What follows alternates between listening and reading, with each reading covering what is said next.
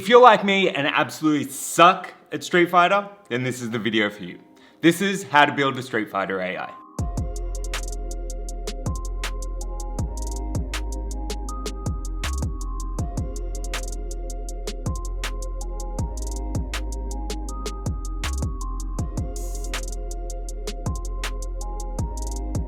What's happening, guys? My name is Nicholas tonight, and in this video we're going to be going through, as I said, how to build a reinforcement learning model or AI for Street Fighter.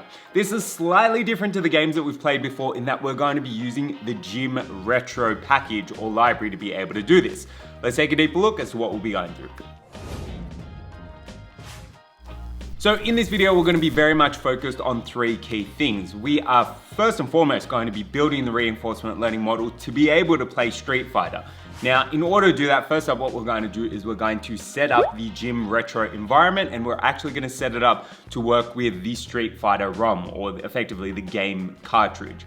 Then we're going to do something a little bit different. We're actually going to learn how to hyperparameter tune using a library called Optuna. So if you've ever built any machine learning models before, you know that hyperparameter tuning is super critical when it comes to producing a really good model. We're going to do this for our reinforcement learning environment. And then last but not least, we're going to learn how to fine tune using stable baselines, which is pretty much what we've done in the Doom video and the Mario video before, but we're going to be doing it for Street Fighter in this video. Ready to do it? Let's get to it. Hey Nick, did you ever play Street Fighter growing up? Yeah, but I freaking sucked at it, dude. Yeah, you did. But anyway, you reckon you could build some AI for it? Maybe level up from your button mashing? Hey, button mashing got the job done, man. Okay, maybe not the greatest job, but it kind of worked. Let me dig into it anyway. Well, all right. It's time to get started with setting up our game. In order to do this, we're going to be using the Gym Retro package. Now, in all fairness, it is a little bit old and a bit of a pain in the ass to work with. But once you got it working, it's great. All we need to do is load the game ROM, aka the cartridge, and then we can use it inside of an OpenAI Gym environment using the retro.make method. Alrighty, ladies and gentlemen, so we are going to be building a Street Fighter AI in this tutorial. Now, I realized we didn't give our client a name, so we're going to go on ahead and name him, I don't know, Hector. Hector's going to be our client. Okay, so in order to build our Street Fighter AI, the first thing that we said that we're going to do for Hector is at least try to get Street Fighter up and running inside of Python. Now, this is relatively, actually, it is not relatively straightforward. It can be a little bit tricky at times. So I'm going to walk you through what I found. Hopefully that works. And again, I'm going to share all this code available, or that'll be available via GitHub if you want to pick it up. Okay, so the first thing that we need to do is install two dependencies. These are going to be OpenAI Gym and Gym Retro. Now, Gym is the base class for going on ahead and building reinforcement learning models. Now, keep in mind that the sort of foundation of reinforcement learning is Area 51. So, agent, reward, environment, and action. Now, the environment bit of this is handled by OpenAI Gym. That's why it's great, makes it easy to do. And there's a whole heap of integrations for it. Now, in this particular case, there is an integration called Gym Retro, which lets you play a ton of games. I mean, look at that over there. As if that is not a sick GIF. I should integrate that into one of those animated set of slides. Like, it looks sick. So we're going to try to build a reinforcement learning agent to play Street Fighter. Now, in order to do that, we're going to be using that package. So the first thing that we need to do is actually go on ahead and install it. Now, to do that, we can just type in pip install gym and then gym -retro. So that should go on ahead and install our dependency. So that looks like it's happened successfully. We've got a little bit of a warning there, but that's just telling us that our pip version is a little bit old. That's perfectly fine. You can keep going on ahead. So pip install gym and then gym-retro. Cool. So that is now all well and good. Now that we've actually gone and imported that or installed that, the next thing that we need to do is actually go on ahead and import retro. So let's do that. So we can just type in import retro. And so if we add in a little comment, because that's good practice, always comment your code, guys. It's such a simple thing to do, but it adds so much value. All right, so what are we doing? So we are importing. And when you write a comment, actually, this is just pet peeve. Write why you're doing something, not necessarily what you're doing. Why are you doing? So we are importing retro to make the gym environment. That's a terrible comment to just query that. Not to make the gym environment, to play Street Fighter using a ROM. All right, so that's why we're importing retro. So we want to be able to play Street Fighter using retro. So we're going to go ahead and import that. So I've written import retro. Now that that is imported into our Jupyter Notebook, the next thing that we need to do is actually install Street Fighter. Now, a core thing that happened with Gym Retro, and again, Gym Retro has been around for a while, and I don't know how much development has gone into it since, but one big thing that they did is they split the framework from the game. So just because you install Gym Retro doesn't mean that you're going to have Street Fighter already configured. Doesn't mean that it's going to be ready for reinforcement learning once you import it. So we actually need to go and bring in that ROM in order to get it to work. Now, I found this site that I think actually had a successful ROM, but I'm actually going to show you what it actually looks like. In the interest of transparency, you'll actually see what my setup looks like. So if you actually go to this site, Wow ROMs, I'm just going to hit refresh. This will download it and you'll get this ROM file here, right? So I've gone and downloaded a ton of them. Now, inside of my main folder that I'm working in, it's called Sonic. So I originally started developing this tutorial for Sonic, and then everyone on the comments or the community tab said, nah, Nick, we want Street Fighter. So I left the naming, but it was originally Sonic. It's now Street Fighter. Okay.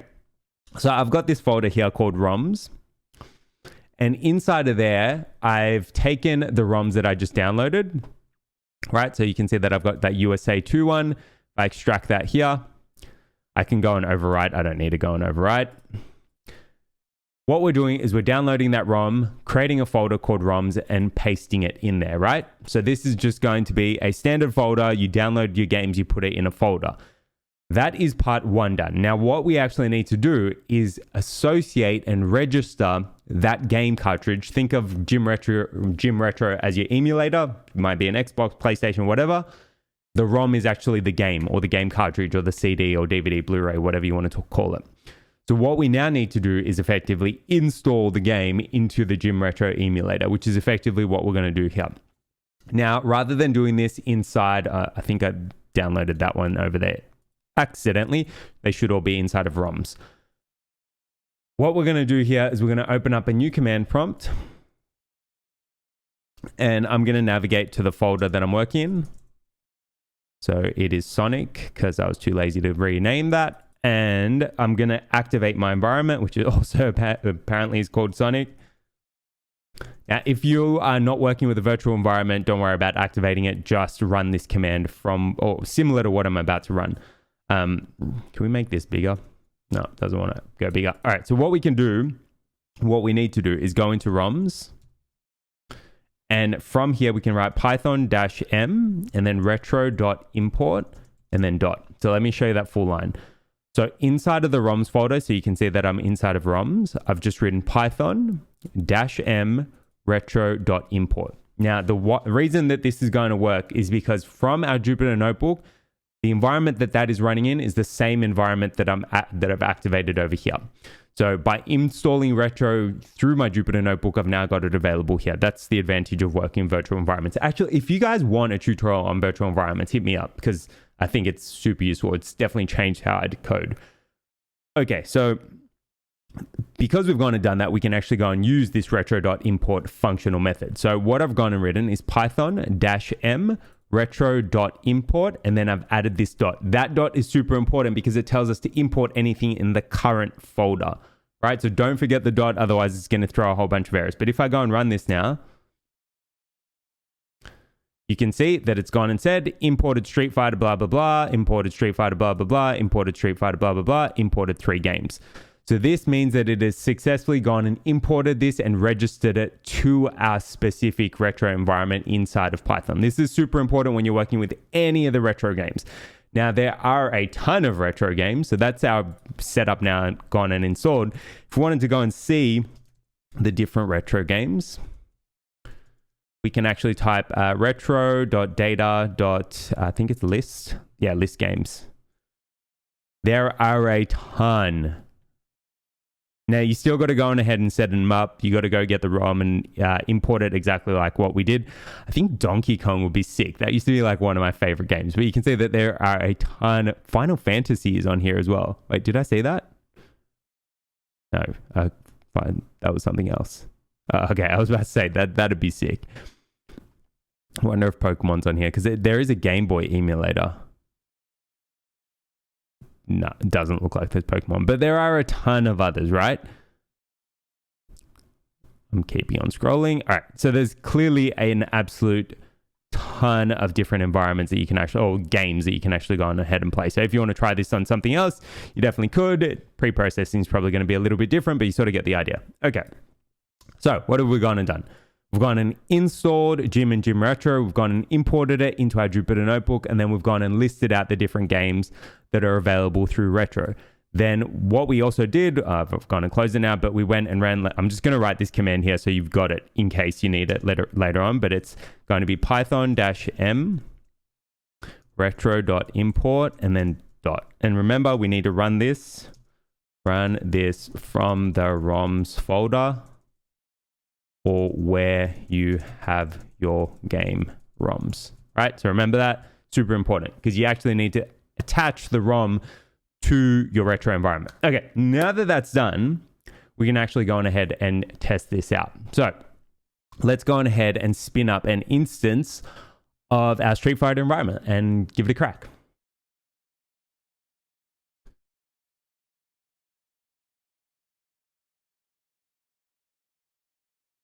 Okay, that is our environment instantiated. So I've gone and written env equals retro.make. So this is super important. The retro.make function method in this particular case allows us to go on ahead and create an environment using the retro framework, right? To that, we are passing through one keyword argument, and that is the game value that we actually want to spin up. So game equals Street Fighter 2 Special Champion Edition dash Genesis. Wow, okay. That is, just make sure the name of this game matches what you've actually got in your list, right? So if I go here, we could just as easily copy it. So I could find Street Fighter. I spell out F-I-G-H-T-E-R. Typing is not my strong suit. So if I copied that and enable scrolling, and if I go and paste that there, right? Okay, so it looks like we've got it named correctly. Can go on ahead and run this. All right, this is actually good that I'm showing you this now. Key thing about Gym Retro and one of my pet peeves, there is a way around it, but I'm going to show you this and get you to work with it because it's something that you're going to encounter. You cannot create multiple instances of the emulator. It's going to throw up this particular error that you're seeing on the screen right here.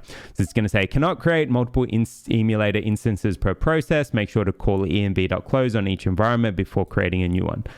This is basically saying you can't run like more than one game at the same time, because remember that we've actually gone and run this. Hasn't popped up yet. We've actually gone and run this already. If we go and run it again, it's going to throw this error because we've actually got an emulator running in the background. I don't know if you can see it in the process monitor. Let's search for Python.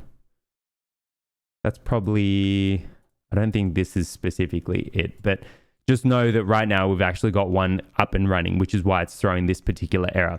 There is a way around it. So I found, what was it called? It was called Gym Retro Wrapper. I think that's what it was called. Yeah, it's Retro Wrapper. So this effectively allowed you to run it in parallel. So if you want to go and run multiple environments in parallel, definitely go on ahead and check this out. So if you go to github.com/maxstrange/retro wrapper, that is a way around this. But for now, we're not going to deal with that. I'm going to show you how to get around this. Okay, so we've gone and got this error. To fix this, all you need to do is type in env.close. So close the one that's already up and running. And if we go and run this again, no error. So it's problem solved, right? That's just a really important thing to note with Retro. It is a little bit clunky when it comes to opening and closing environments. Now, when you go and render it, even if you go and run env.close, it's not actually going to close the game frame. So you have to actually shut down your Jupyter Notebook or your command prompt if you actually want to go ahead and do that. Okay, what were we going to do next?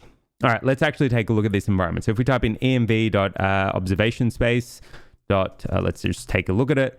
So it looks like we've got a box on our hands. Let's actually just type in .sample. Right, so we've got that big box. What's the shape of that? It's a little bit of a pain that it doesn't actually...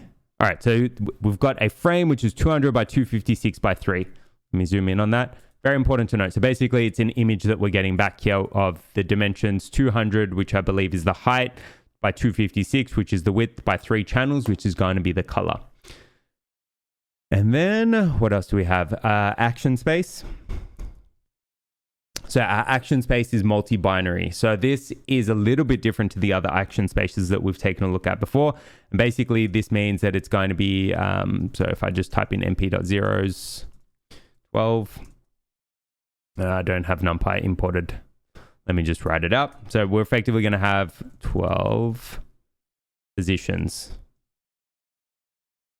What's the length of this? 12. Okay. Oh, wow. What a guess.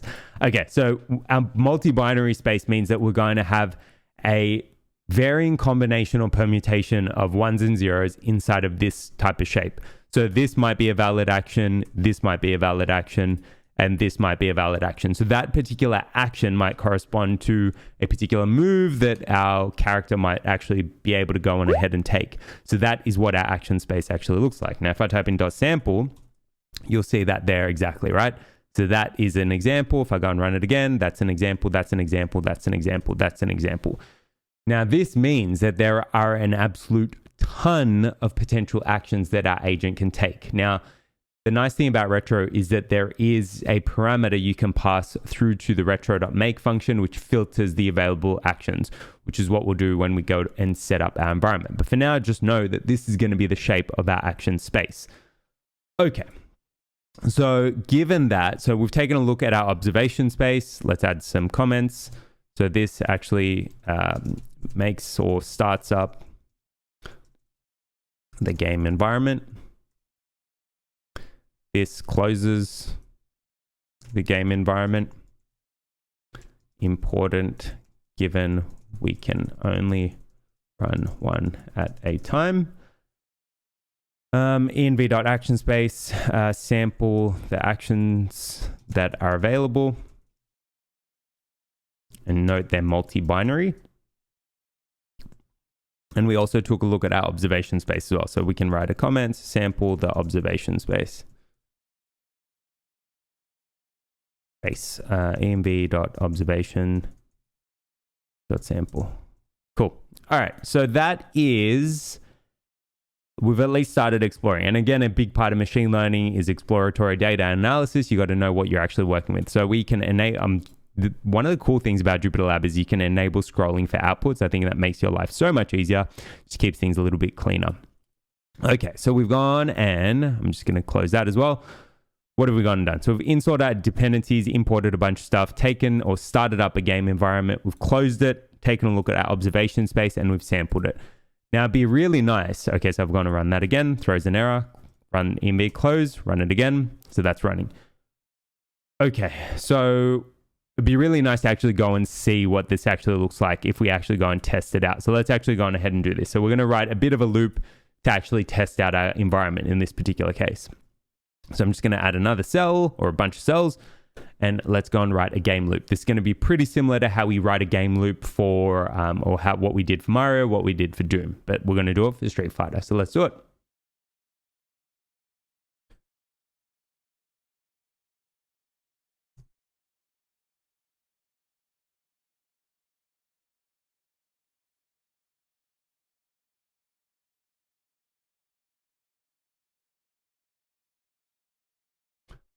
Okay, I think that is our game loop written. So it looks like there's a ton of stuff, but this is, you guys have seen this before if you've watched one of the game tutorials. All right, but I'm going to walk you through it. Anyway, so the first line that I've written is obs equals env.reset. So remember, whenever we're starting a game, we need to first up call env.reset. This resets our game to our starting state. So let's add a comment. So reset game to starting state. Then we're also creating a done flag. So this tells us whether or not we've died or whether or not the game is actually finished. So we initially set this to false. Set flag to false. And then we're actually going to loop through one time. So we're only going to play one game. So for game in range 1, which is this loop here. So that kicks off our loop. Then we're just going to keep looping until we die. So while not done, and then we've got, let's actually skip this bit for a second. So while we're not done, we want to render our environment and then we're going to take a step in our environment using env.step. Now, what we're passing to env.step is just sampling our environment at the moment. So I've written env.action_space.sample, right? So this is doing exactly as what we did over here. So it's just randomly taking actions inside of our game environment. Then in order to render that, we're using env.render. So we render, then we take an action, and then we're going to be printing out our reward. Now, if we do die, so if the game is done, then we're going to start again. So obs equals env.reset. So this allows us to kick off again. Okay, so that looks okay. Let's double check that looks fine. Let's actually give that a crack. So if we go, I'm just going to move this to the side so you can actually see the pop-up. We should get a little pop-up, and that is our Street Fighter game now running. I think we can make this a bit bigger. Much easier to see. Right, so you can see that we're obviously playing as Ryu. He's actually not doing too bad at the moment, taking random actions. Okay, no, Ken's kicking ass. Okay, and that's one game done. So you can see that, like, if I can go, actually, one good thing is to try to slow down these the actions, because you can't actually see them all that well. So if I go and import time up here, import time to slow down game, import time. So what we can do is between each one of these actions, we can take a little bit of a break. So it's almost like a breather. So time.sleep, we set that to 0.2. You'll be able to see it a little bit more effectively. So if we go and run that again, that's probably a little bit too slow. Let's set it to 1.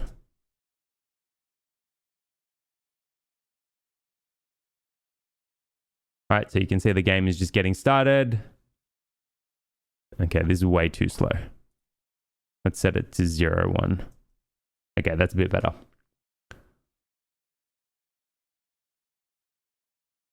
right, and this is purely with random actions at the moment.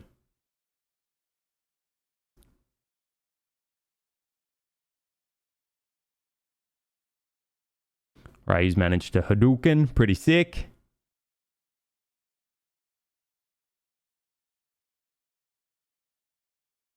Actually managed to beat Guile, not too bad.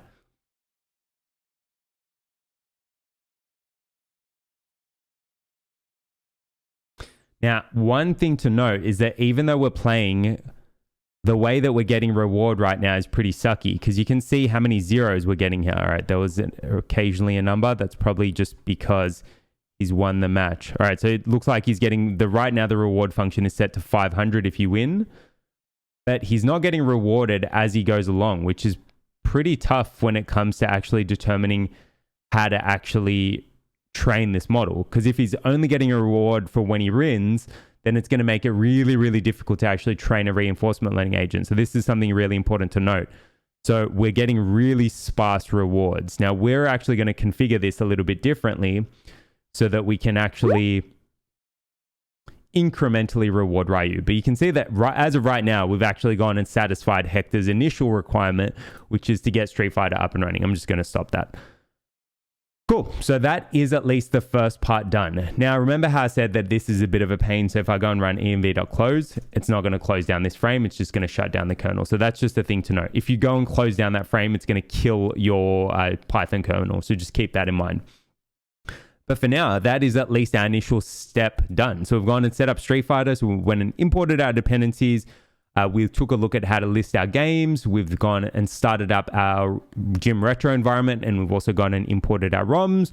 Took a look at our observation space and our action space, and we also started to see some of the rewards that we're getting, which at the moment look very, very sparse. This isn't attached to the points that we're getting in the game. It just looks like we might be getting points if we win, which makes it pretty hard to actually go and train a reinforcement learning agent, or AI in this particular case.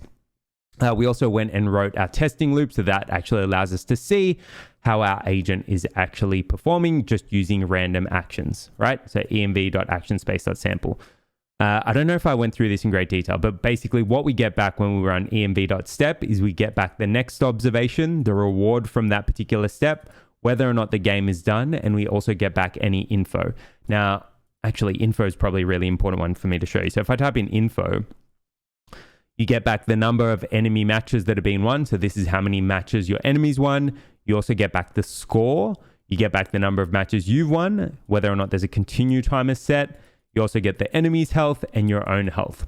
So in this particular case, I think when we go and set up our environment, we're actually going to attach the score as our reward function rather than whatever the default is, because this should ideally help our agent learn what actions are performing better than others. Okay, but in that particular case, that is looking pretty good at the moment. So we've at least gone and set up our initial stages.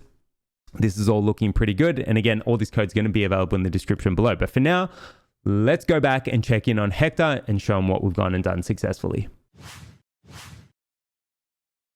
So, how'd you go? Well, I got the game working, so it's a start. Yeah, right. I feel ya. We're on a journey. So what's next? Taking a quick look at it, I think what we're gonna need to do is tweak the game environment. So first things first, we wanna compress down the information that we're gonna have to pass to our AI to make it train faster.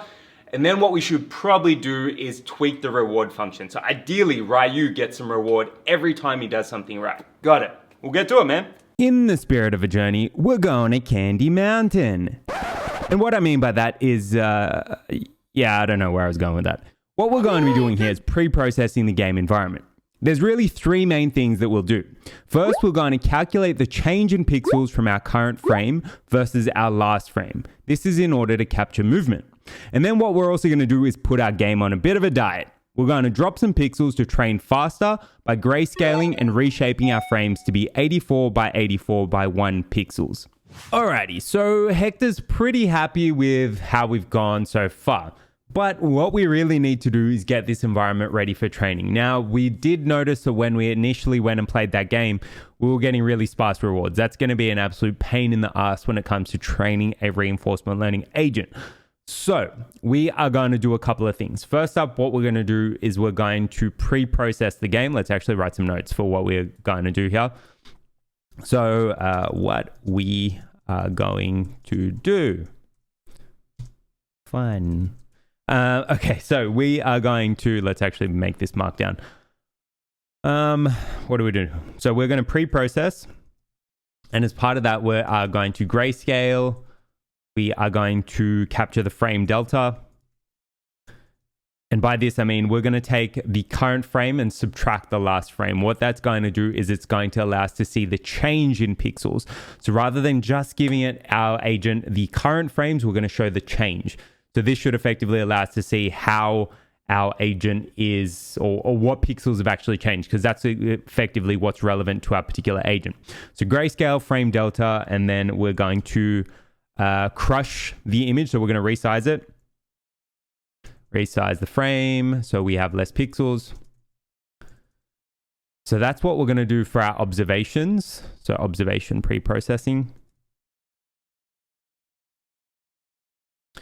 We are also going to filter the actions. This is available inside of Gym Retro, so it's just a parameter. What else are we going to do? We are also going to change our reward function. Now, initially, I think for our reward function, I'm just going to set it to this score.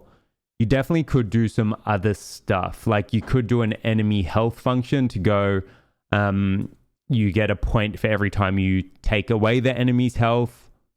Yeah, you get a point or some sort of reward for every time you degrade the enemy's health, and you lose a point for every time you lose health. So, I mean, we could sort of have some sort of reward function on that. For now, I think I'm just going to go with the baseline score, but you could definitely tweak this. So we're going to set this to score. Okay, so I think that is pretty good. So if we go and do those, let's actually paste this inside of, so I'm just going to cut that, paste it in here. So we're going to need to go through these three different processes. And if you've done much machine learning or deep learning, you know that data pre-processing is the most important step. It is no different for reinforcement learning agent or no different for reinforcement learning. I think biggest thing that I had to pick up when I got started with reinforcement learning is that yes, the algorithms are sick, but they are commodities. What is most important is actually getting your environment in an appropriate state to actually be able to go and train your agent, and doing all that pre-processing to get it ready for doing stuff. Like half the time I would just go and bang through, apply a PPO model and try to get it to train, and it wouldn't do anything. But I mean, if you see that coming out of this environment, we've only got a single reward function, that's going to be really, really difficult for our reinforcement learning model to actually go on ahead and learn. So doing your pre-processing first up is going to make your life about 1 billion times easier. That is fact. Definitely 1 billion times easier. Okay, so quote me on that. Okay, so the first thing that we actually need to do when setting up our environment is we need to go and import a bunch of stuff. So we are going to need to import the base environment classes. We're also going to need to import a couple of action spaces as well. And we'll probably import NumPy and OpenCV. So NumPy is going to help us with just a little bit of data pre-processing, but namely it's going to help us do the frame delta. And we're also going to import OpenCV to do the grayscaling and the frame resizing, I think. So let's go on ahead and import a bunch of stuff. Oh, this is set to Markdown. So the first line that I've written is from gym import env. So this is our base environment class. The next line is from gym.spaces import, and I'm going to import multi-binary. And so this is just going to ensure that when we wrap our environment inside of this environment, we're going to pick up the correct environment or the correct action space type, because that's what our existing action space is. And we're also going to have box. Then we're going to import NumPy. So from actually import NumPy as NP. We're going to import OpenCV. If you don't have OpenCV installed, which is this line down here, so import CV2, it's just pip install, I think it's OpenCV-Python. Right, so if you don't have that installed, just go on ahead and run that line. So pip install OpenCV-Python. Okay, so what have we gone and done? So we've written 4 lines. So from gym import env. So this is importing our environment base class. Import environment base class. Then we've gone and imported multi-binary in box. Import. This is for a wrapper. So this is importing the space shapes for the environment. And the line there is from gym.spaces import multi-binary comma box. Then we've imported NumPy. So import NumPy to calculate frame delta, aka the change. And then that line is import NumPy as NP. And then we've imported OpenCV. Import OpenCV for grayscaling. Alrighty. That is all of our dependencies now imported. So we've gone and written 4 lines of code there, a bunch of comments. I think we're good to actually go and build up our custom environment now. So what we're going to do is we're going to create a new class and we're going to call it Street Fighter. F-I-G-H-T-E-R.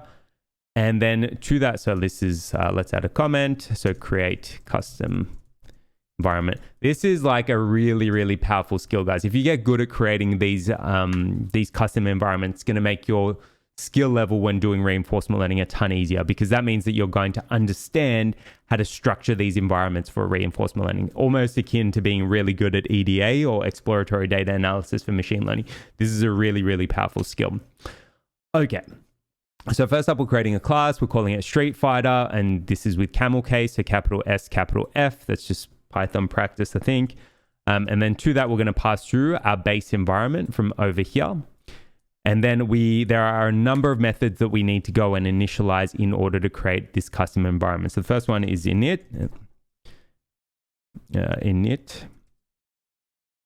And this is what gets called when our environment is created. So I've just written def __ init __, and then to that method, I'm passing through our current instance. So self : and then we're just setting it as pass for now. The next method that we need to define is going to be step. Again, we're going to pass through self, and this is going to be what we actually do how do we actually pre-process an action? What do we actually do inside of our environment? So this is probably going to take in an action. The next method is going to be render.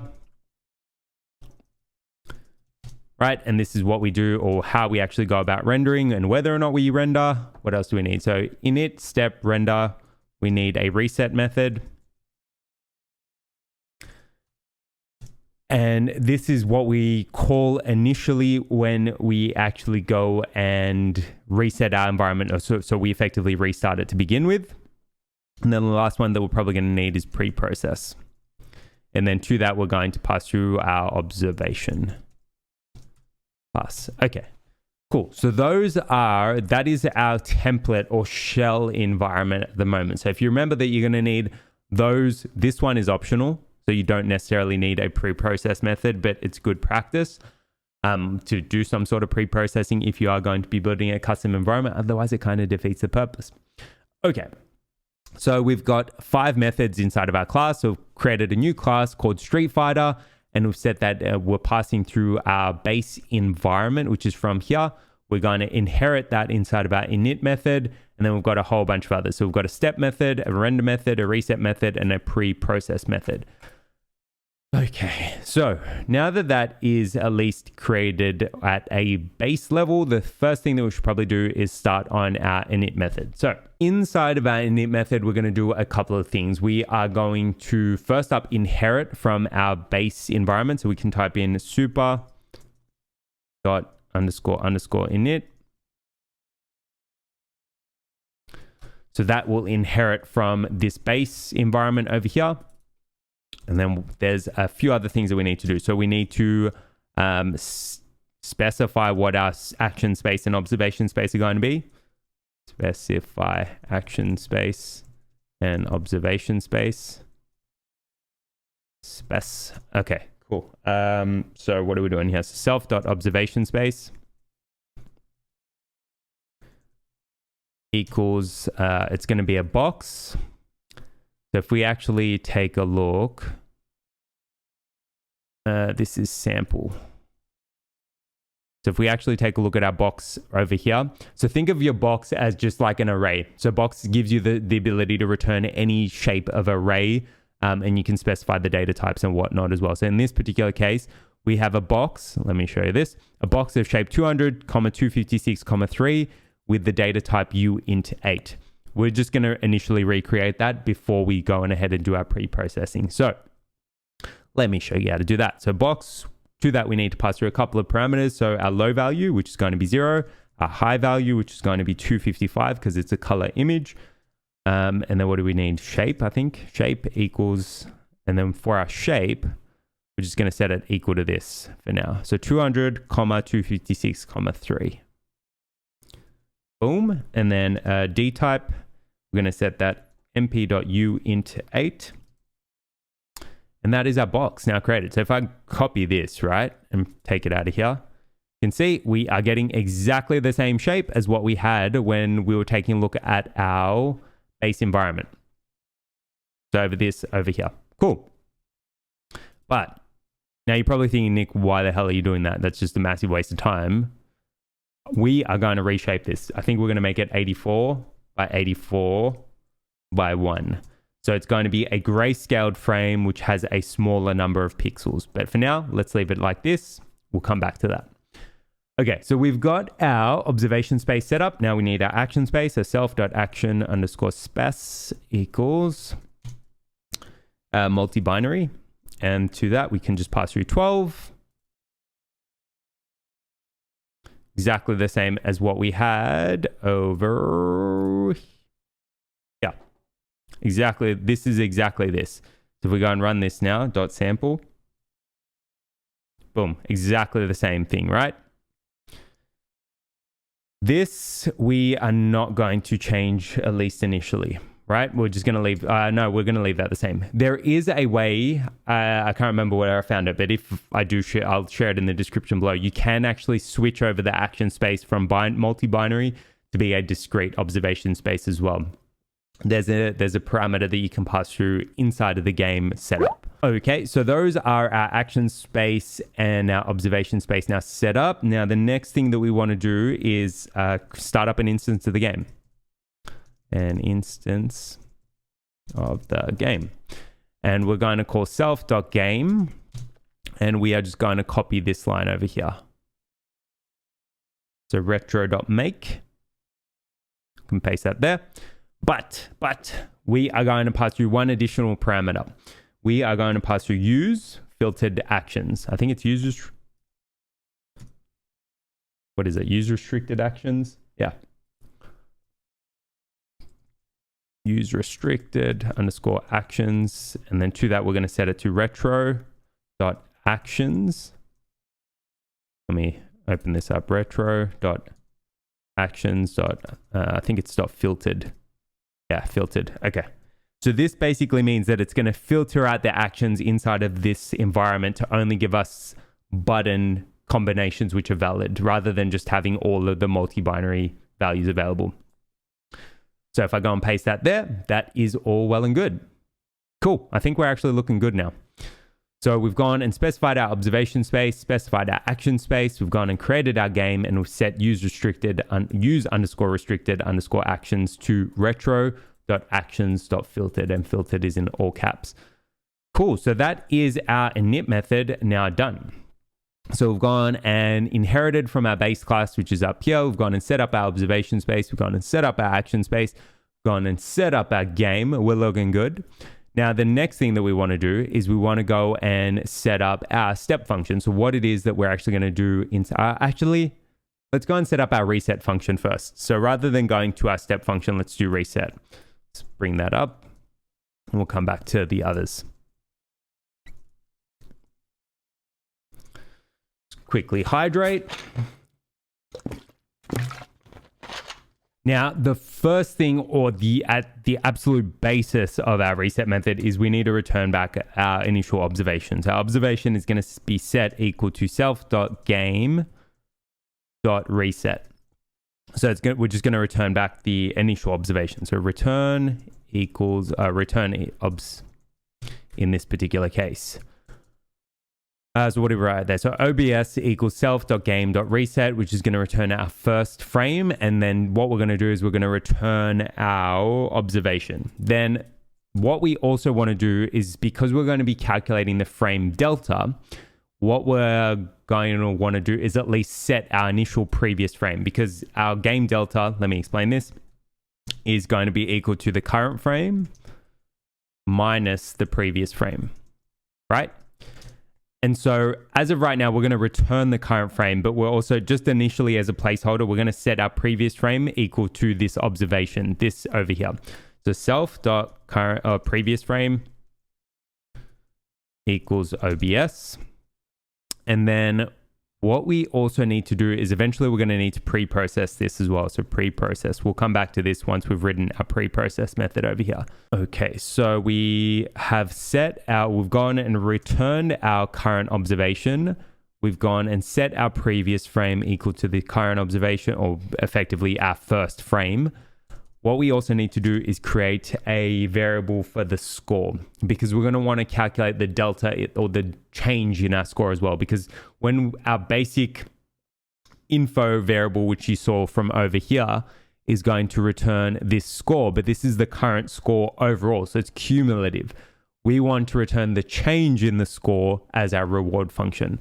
So we're going to create an initial variable to capture that. So we're just going to set it equal to self.score, and we'll set it to 0 initially. So create a placeholder attribute, or it's not really a placeholder, create an attribute to hold the score delta. Okay, and then all we're going to be doing is returning our observation. So I think that is our reset method now done. So what are we doing there? So we're initially returning the first frame. We are then pre-processing, or we're going to pre-process eventually. Let's just write to do. We are then going to set our previous frame equal to the current frame. This is just for the first initial part of the game. We are then going to create an attribute to hold the score delta, and we're going to return our observation. Okay, I think that's looking good. I just realized we also need a function to close. So def close. We'll come back to that. Okay, so that is our init method done. That is the majority of our reset method done. What we also now need to do, I think let's go on ahead and finish off our pre-process method, or do our pre-process method. So this is going to clean stuff up, and it's just going to make life a little bit easier once we get to our step method, which is probably the most hardcore of them all. Cool. So our pre-process method really needs to do three things. And remember, where are we? So observation pre-process. So we need to grayscale, and then we need to resize the frame so we have less pixels.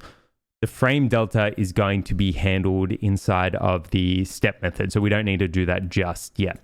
So really just grayscale, and we need to resize. So let's go on ahead and do that. Let's actually just take a look. So we've actually gone and done the filter action bit. So this bit over here, filter action, now done. Cool. Because remember, we went and set use restricted actions equal to retro.actions.filters. So that bit's done. What we now need to do is go on ahead and pre-process. Let's just quickly take a look at what we said. We'd grayscale and then we'd resize. Okay, so the first thing that we're going to do is we're going to grayscale. So let's create a new variable called gray. We're going to set that equal to cv2.cvt color, and we're going to pass through our observation, and we're going to pass through the color conversion code from OpenCV. So that will be cv2.color, and it should be BGR to gray.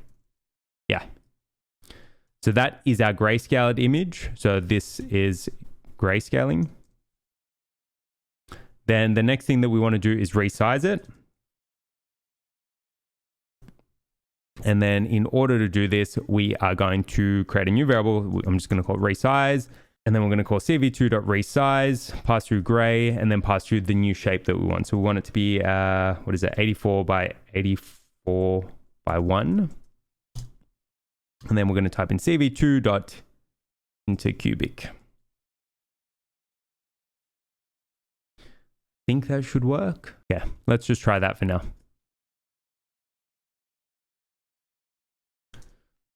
So what have we gone and done? So we've gone and grayscaled it. So we've used cv2.cvt color, and we're grayscaling it using color BGR to gray. We've resized it using cv2.resize. So we're going to return a shape of 84 by 84 by 1. And then we've returned resize, which is that over there. All right, let's actually just test this out. I want to make sure that this is going to work. Actually, this should actually say interpolation equals that. So let's go and recreate it outside of this. So we've gone, what have we gone and done? So we've gone and grayscaled and we've gone and resized. So first things first, I'm just going to import matplotlib for plotting the image from matplotlib import pyplot as plt. What are we going to do? All right, so let's grab our last observation from our game. So remember, this was coming from over here. So if I type in plot.imshow and then pass through that observation, that's our last game frame, right?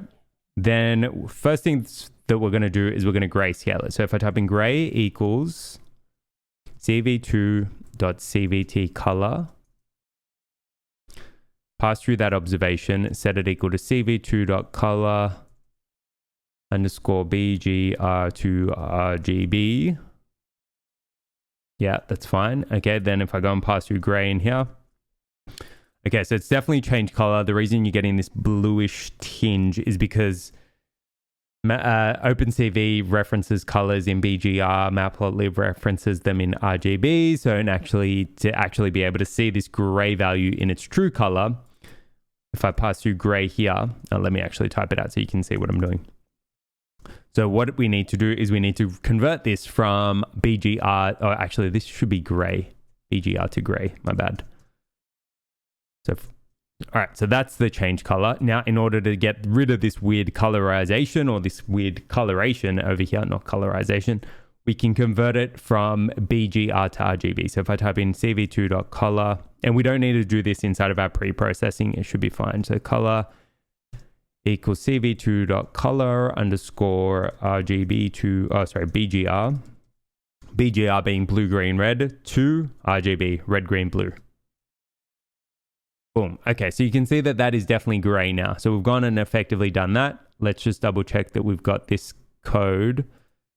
So cv2.cvt color obs and then color to BG to gray. All right, so that bit's fine. Let's copy the next bit. So the cv2.resize.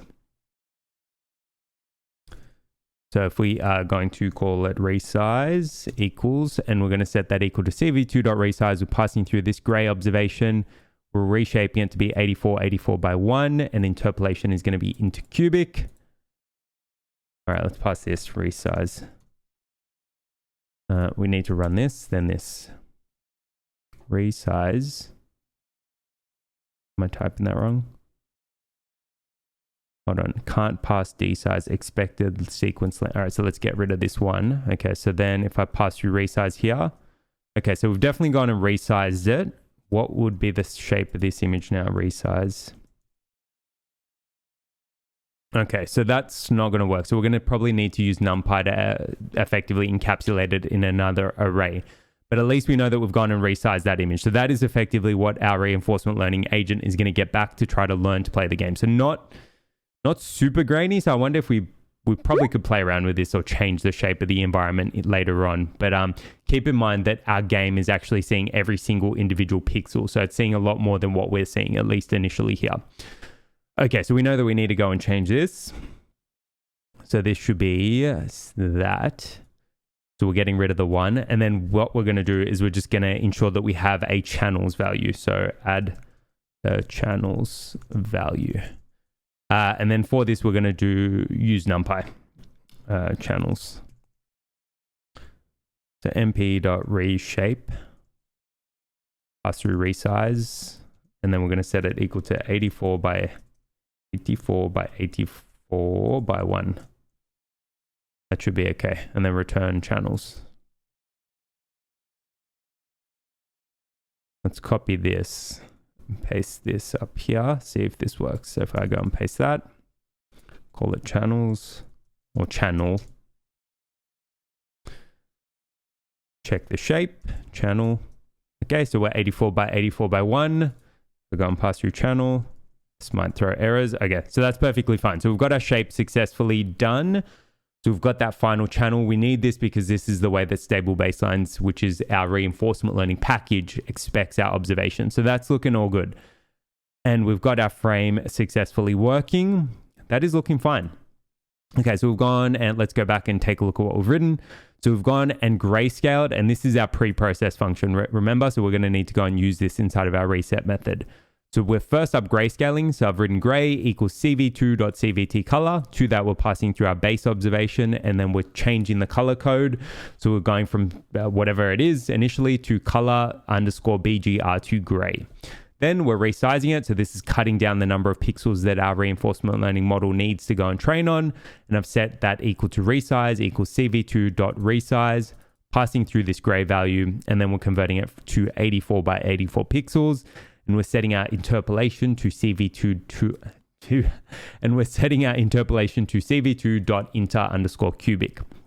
Then we're adding our channels value. So I've written channels equals np.reshape, and we're passing through our resize value, and we're setting that equal to 84 by 84 by 1. So we get that final channels value. And then to that, we're going to be returning that final channels value down here. So then what we can do is back inside of our reset method, we can run set our observation equal to self.preprocess, and then pass through the initial observation. So that is now our pre-process value that we're going to be returning back. Cool. I think that's looking good. There's one other thing that we also need to do in here. Because we've gone and reshaped our observation space, we need to go into our init method and change it up here. So rather than it being 200 by 256 by 3, we're going to be setting it to 84 by 84 by 1. So this is going to be 84 by 84 by 1. Cool. That is, what have we gone and done there? So we've now gone and finished off our init method. We don't need to come back to that. We've gone and done our reset method. We don't need to come back to that. And we've gone and done our pre-process method. So we don't need to come back to that. All right, let's take a look. We can actually delete this stuff here.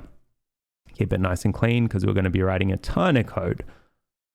Okay, so we've gone and done the grayscale bit. So that's done.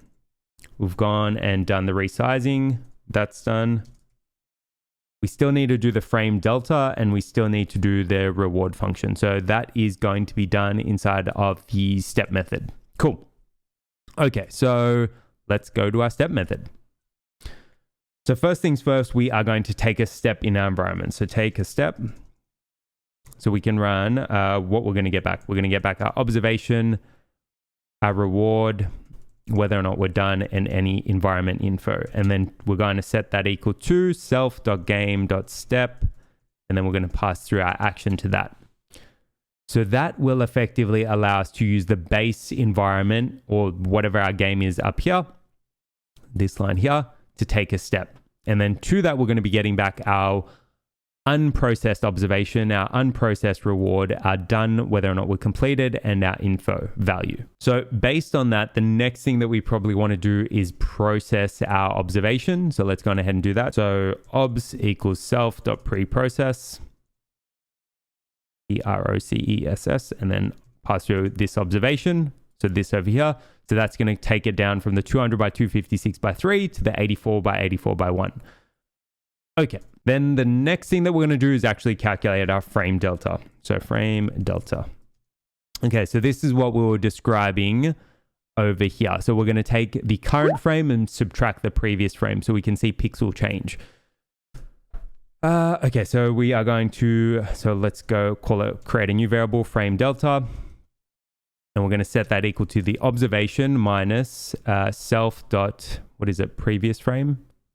Yeah, previous frame was our attribute from reset. And then we're going to set self dot previous frame equal to the current observation. Right, so this means that we're going to be taking the frame delta, so we're going to take our current observation or current pre-processed observation, and we're going to subtract the previous frame. And then we're then going to set the previous frame equal to the current observation so that when we go and take our next step, we're going to be taking that observation as the last one. Cool. So that is our frame delta now sorted. There is one last thing that we need to do, and we need to go and reshape the reward function. So reshape the reward function. And this one's relatively straightforward. So we can go reward equals info, and we're going to grab the score value. So if we go and take a look at our info dictionary, we're going to get all of these values. What we want back is the score, which is this over here. And because it's just a dictionary, we can just use our key to grab it. So 17,200 was that last value. So we are going to get the info value from here. We're going to grab the score, and we need, because we want the change, right? We don't want the final score. We want the change. So we can subtract our self.score attribute from up here. Subtract self.score. We are setting this inside reset method. Okay, that's good. So info equals, so reward equals info, and then we're going to grab the score value. We're going to subtract the previous score. And then what we want to do is we want to reset the current score. So this means that we are going to be cumulatively calculating the delta. So self.score equals info score. Cool. And then we need to return a bunch of stuff because that's what the step method does. So return, we're going to return our frame delta. So this is going to be our pre-processed frame. So remember, we're going to take the current observation minus the previous observation. Remember, this is the current pre-processed observation. That sounded really confusing if somebody said, okay, so let me just quickly explain this flow. So we get the current frame, right? Get the current frame. We then pre-process it. So we go from 200 by 256 by 3 to, 84 by 1. What we're then doing is we're going to calculate the delta. So this is the change in pixels, which will be pixels, the current frame minus the last frame. And this shows us what pixels have changed between each one of those action steps, right? And that gives us a little bit more information, ideally. Okay, so, and that is what this frame delta value is over here. And then these down here are just resetting our attribute. So we're now going to set the previous frame to the one that we just saw, and we're going to set the score equal to the one that we just grabbed. Cool. So that's our frame delta. We then want to return our reward, and we're going to return the done value and the info value as per usual. No change there. Okay, I think that's our step method done. So we've gone and taken a step, we've gone and pre-processed it, we've gone and calculated the frame delta, reset our attribute, calculated the reward as the score delta, and we've gone and reset our score parameter, and we're returning all of that. Okay, we're looking good. Now, the last thing that we need to do in order to finish this environment, we've done a ton of stuff in here, is we need to go and set the render parameter. And so to that's expecting, so again, this is just part of the environment checker. So we need to unpack any arguments and any keyword arguments from stable baselines, and we're going to set that equal to self.game.render. Get rid of that. That one's just pretty straightforward. So this basically just means that if we call render from our environment, we're going to render the game, right? No different to how we were running env.render. And then close is just, again, pretty straightforward, self.game.close. Okay, I think that is our pre-processed environment done. So we've got a ton of stuff there, and that's pretty common when you're dealing with really sophisticated environments like this, right? So we've gone and written 1, 2, 3, 4, 5, 6 different methods. So we've gone and done the init method, and in that we're setting our observation space and our action space. We're going and starting up our game. We went and wrote our reset method, and in that we are creating our initial observation. We're pre-processing it, and remember we've gone and done our pre-process method here. We're setting our previous frame equal to whatever we've just seen. We're initializing our score variable, and this is to hold our score delta. We've gone and done some pre-processing, which is going and grayscaling our image, resizing our image, and then reshaping it so we have a channels value at the end. We're then going and we've gone and redefined our step method. And for this, we're pre-processing, we're calculating the frame delta, and we are reshaping our reward function. And then our render method is pretty straightforward. It's just running self.game.render, and our close method is just running self.game.close. All of this code is going to be available inside of the GitHub repository below. So if you want to take this and try it out yourself, or you haven't captured maybe what I've said, this is all going to be available. But for now, we've actually got this up and running. So what we want to go on ahead and do is actually test it out. So let's go ahead and try this. So we've gone and done a lot of coding, and we haven't tested too much just yet, but we've gone and tested incrementally. So what we should probably do now is close down any environment that we had. And then, again, we're going to run env.close, and then we're going to create a new environment, and we're going to set that equal to Street Fighter, which should be this class over here. Are we expecting, and we're not expecting anything in the init method, so ideally this should run. Okay, no errors there. So env.observation space. So that looks like we're getting our observation space successfully. .sample. Cool, we're getting our values. .shape.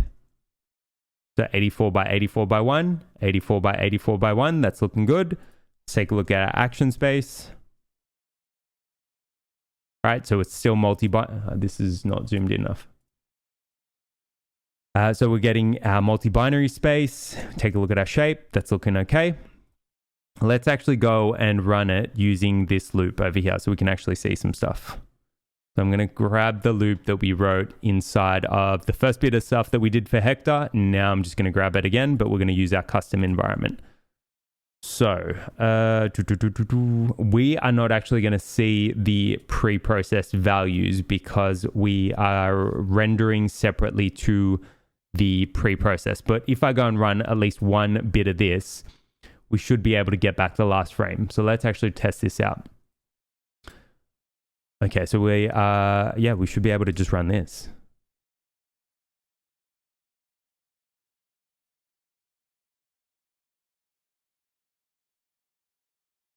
We're not getting any renders back.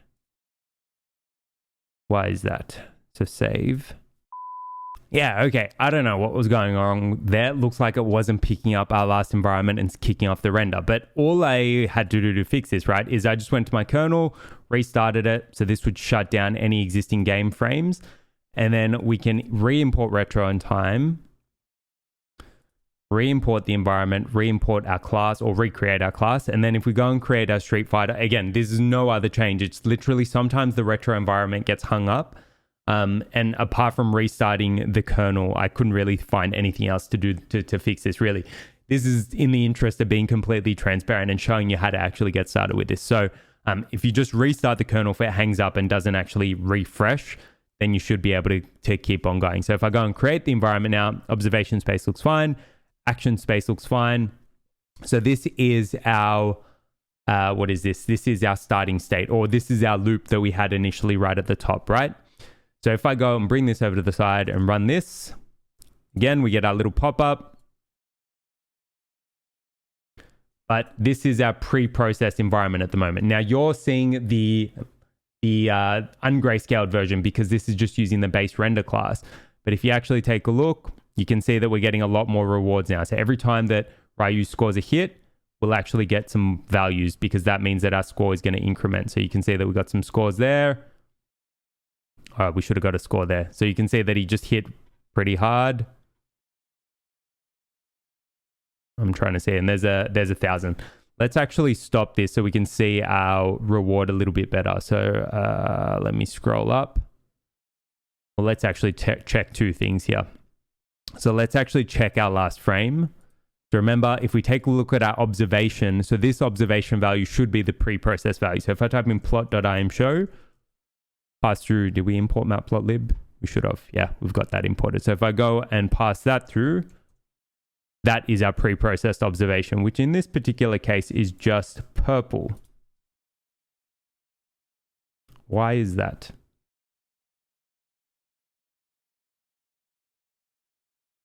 Let's try that. Obs equals env.reset.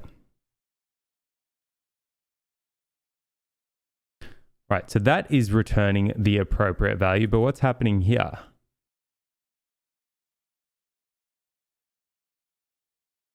We go and take a step.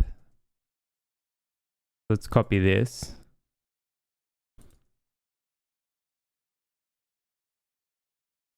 Our observation is returning pure purple, which doesn't look all that right.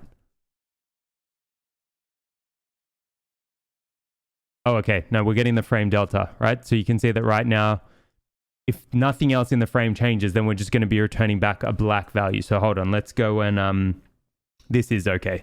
So if we type in env cv2.cvt color, and then we're going to pass through cv2.color underscore bgr to RGB, bgr to RGB. Yes. Close that. Right. Okay. So it is only seeing the pixel values that have changed. So if we keep going and running this, right, so nothing has changed when we go and initiate. Nothing has changed when we go and initiate our environment. Go and take some steps now, right? So we can see the pixels that are changing. Right, so this is Ryu obviously moving. Again, we've got movement. No movement there. There we've got movement, so that is clearly our opponent. There we've got movement.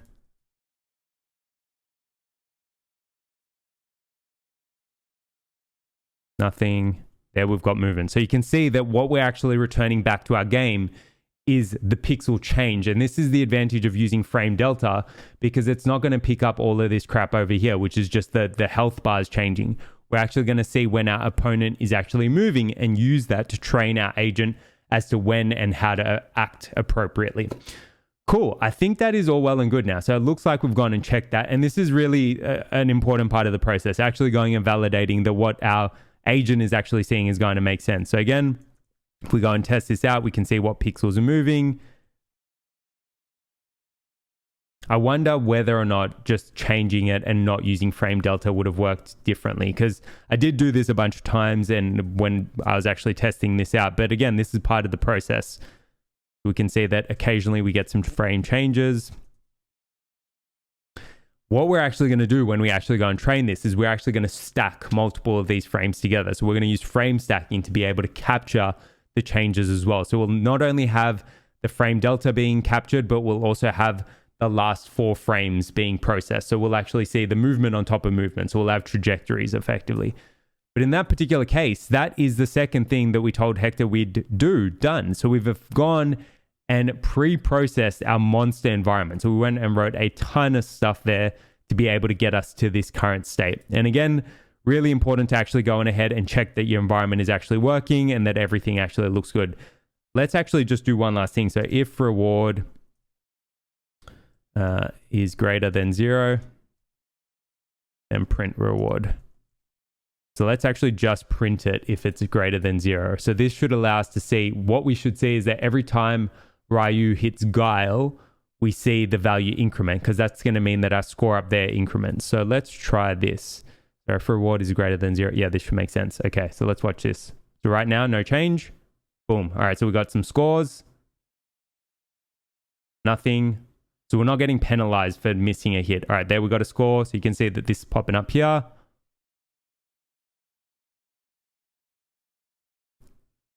Got some points. Blocking attacks would have been really interesting as well to reward that.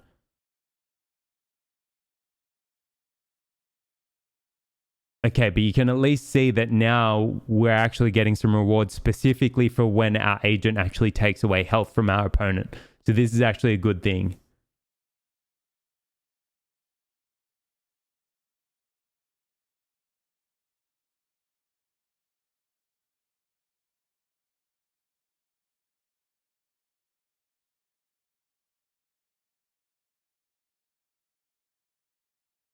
And again, these are just random actions at the moment, so there's really, we shouldn't be expecting anything too great.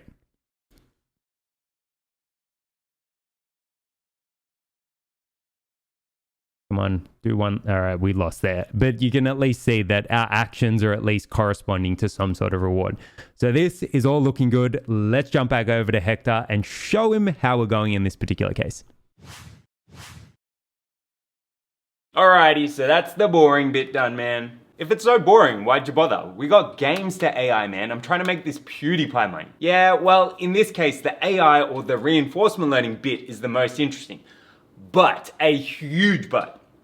If you don't pre-process your data and get it ready for modeling, then legit, you may as well just throw the AI bit in the trash.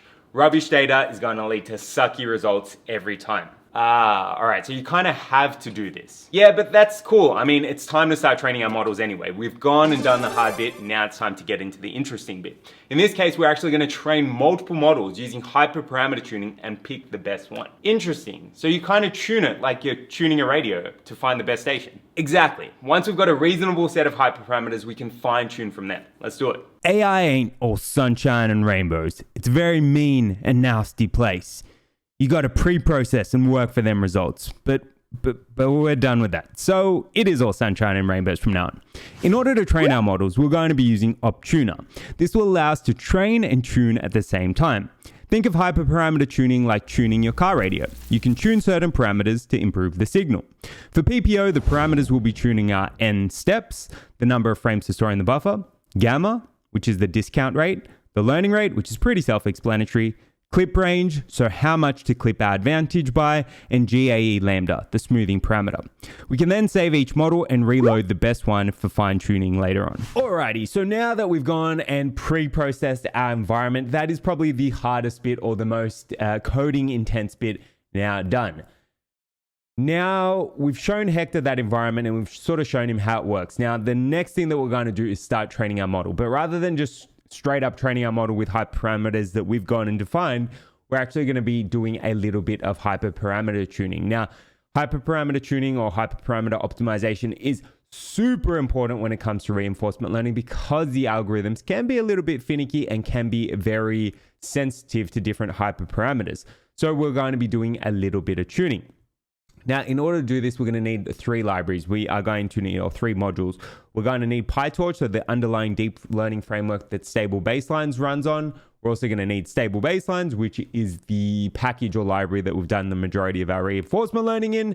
And then we're going to need Optuna. This is a new one that we haven't touched on yet, which is an optimization framework that works across a large number of algorithms, which definitely makes it a whole lot easier to actually go and hyperparameter tune. So I'm going to give you a little bit of an example as to how to actually go about doing this. Okay, so the first thing that we are going to do is install PyTorch. So I'm just going to head on over to the PyTorch website. So if you just go to pytorch.org, hit install, and then over here, you've got this little wizard. Again, I've shown this a few times. So if you just go to stable, whatever type of operating system you're running on, I'm going to be installing it using pip. We are installing it for Python, and I'm going to be doing it for CUDA 11.3. So if we just copy that command there, jump back into our notebook, hit exclamation mark, paste that in, and I'm just going to get rid of this 3. And if we go and run that, you can see PyTorch is all good and installed. I'm getting this warning, but that's fine. We can ignore that. All right, so that is the PyTorch bit installed. Now, the next thing that we need to do is install Stable Baselines 3, which is going to be the main reinforcement learning framework that we are going to be using in this particular case. So we're going to install that, and the installation is pretty straightforward. We just need to run this command here. So pip install stable-baselines 3 extra, and we're also going to be installing Optuna, which again is also pretty straightforward, which is just pip install Optuna. So we're going to be doing both of those in a single line. So we'll run pip install, and we'll run stable-baselines 3 extra. So if we copy that, paste that there, and we're going to go to Optuna, and we're going to copy that and paste that there. So the full line is exclamation mark pip install stable-baselines 3, and then inside of square brackets extra, and then with a space we are going to be installing Optuna as well. So if we run that, that is Stable Baselines 3 and Optuna now installed. Let's just double check we don't have any errors. No, we just got a warning. Cool. So that's now installed. Okay, so now that we've gone and installed those three libraries, the next thing that we need to do is actually go on ahead and import some dependencies. So let's go on ahead, import some dependencies, and then we'll be able to take a step back and take a look at what we've done.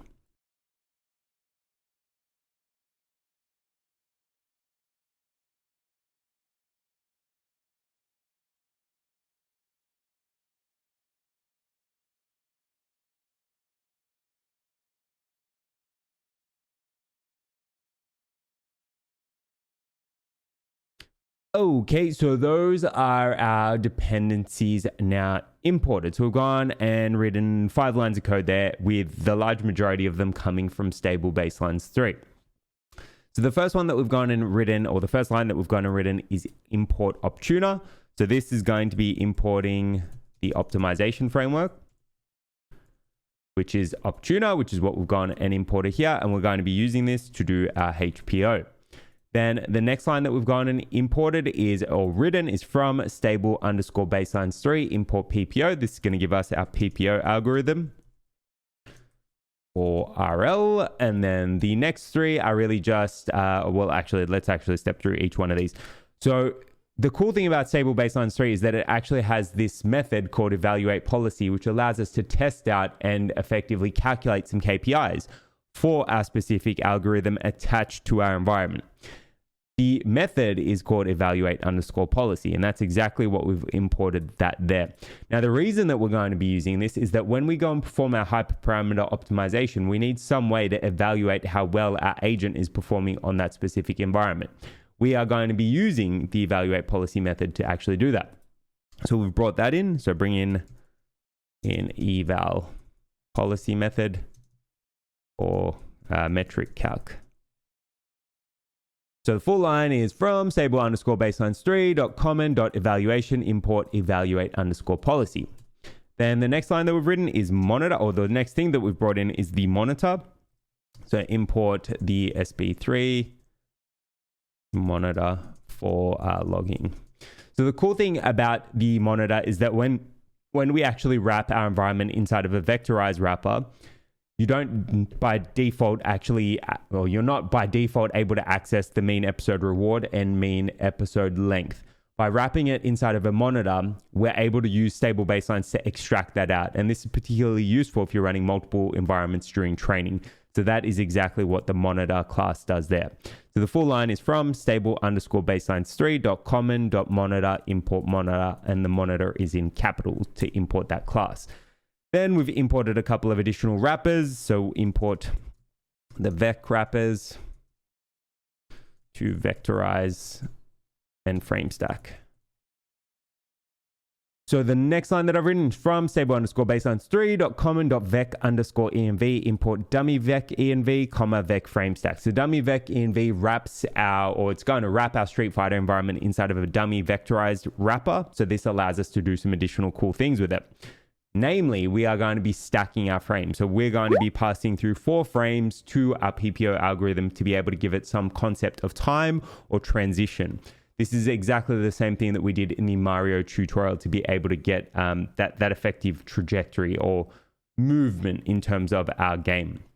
So those are our dependencies now imported. So Optuna, PPO, evaluate policy, then brought in the monitor class, dummy vec env, and vec frame stack. Cool. Now, the next thing that we need to do is we need to define a couple of directories. So we're going to define a log directory, and we're just going to set that equal to /logs. And we need an optimization directory as well. So this is where all of our saved optimization models are going to be saved. We're just going to name that opt. Now, the reason that, well, the log directory is pretty self-explanatory. When we actually go and train, Stable Baselines 3 has the ability to log out to a TensorBoard log. I think you can also log out to 1DB, which is weights and biases. So that's another cool thing that you can take a look at as well. But the opt directory is the most important here.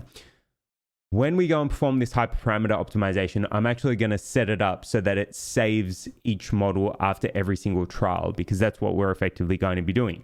This means that you'll actually be able to reload the model from that specific trial rather than having to go and train again all the way from scratch with those specific hyperparameters.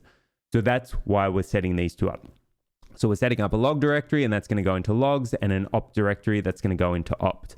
And again, what I'm going to try to do is once I've gone and trained these models, I'll share the best weights that I've got as well and any specific hyperparameters that I use, so you can pick it up and test it out yourself. But in this particular case, we've gone and set up our two directories. Okay, now the next thing that we need to do is actually set up our hyperparameter methods or functions in this particular case. So the first one that we're going to do is we're going to set up a function to return tested hyperparameters. Parameters.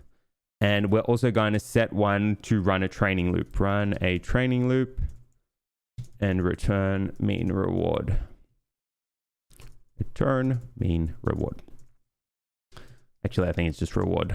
Well, no, it's mean reward from the evaluate policy method. Okay, so the first thing that we need to do is we need to tell Optuna what range of hyperparameters and what hyperparameters to actually tune. So what we can actually do is we can actually use some of the Optuna methods. So there are a number of available. So if we actually go and take a look, so this is one example, right? So we're going to define an objective function, and through that, we're able to suggest certain hyperparameters that we actually want to use for our model. So you can suggest float. Let me see if there's the documentation or where the documentation is. So you've got the ability to suggest where is it? Optuna documentation. Here we go. So you've got a number of different types of ranges that you can actually suggest. So where is it? Suggest. Let's try int.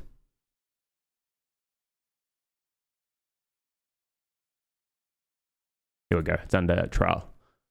So we're going to set up a set of trials, and each trial is going to have its own set of hyperparameters. Now, the nice thing is that you've got the ability to suggest a bunch of different hyperparameter types. So we can suggest categorical values. We can suggest a discrete uniform distribution. We can suggest float values, so values which have a trailing decimal place. Integers, a log uniform distribution, and a uniform distribution. So we're going to use a bunch of these and set up our objective function, which is going to return these hyperparameters back. So the first thing that we need to do is define the objective function. Let's go ahead and do this, and we'll take a look.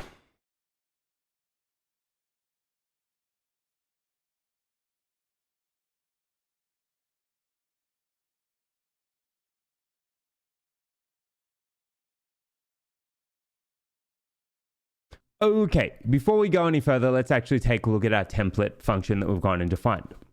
So I've written def optimize underscore PPO, so that's going to be the name of our function.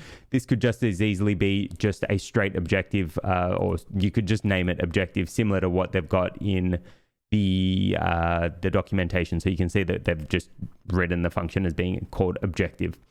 That is perfectly okay. You can name it whatever you want, because we're going to customize how it's called down here. So to that, we are going to pass through the trial. So the trial is going to be a specific pass through the hyperparameter optimization framework. And then once we pass through that trial, we are going to return back the hyperparameters that we want to use in our PPO model. Now, the hyperparameters that we're actually going to be tuning are the n steps value. So this is the number of frames or the number of the number of frames that are actually stored within or used for one batch of training within our specific PPO algorithm. Gamma, which is the discount rate. So this discounts the future rewards that are attracted from the PPO model or future rewards that are calculated as part of the PPO model. The learning rate, so how fast we tune our optimizer for the PPO algorithm. And this will train the, the critic and the actor neural networks. The clip range, so how much we want to clip or what the clipping parameter is for our advantage method or advantage value within the PPO algorithm, and GAE lambda, which is a smoothing parameter. Okay, I think it's a smoothing parameter. It's actually a specific parameter which is applied to when we actually go and calculate our advantage. So take a look at the Doom video. I explained that in a lot more detail. Okay, so now what we've gone and done, so we're going to return this dictionary. So you can see we've got some squiggly brackets and we've got all of our keys that we're going to go on ahead and define. We're going to now specify what we want to return back as part of this trial. Do we want to return back integers? Do we want to return back floats? Do we want to return back a log uniform distribution? So let's go on ahead and define these, and then we'll be able to wrap up this objective function.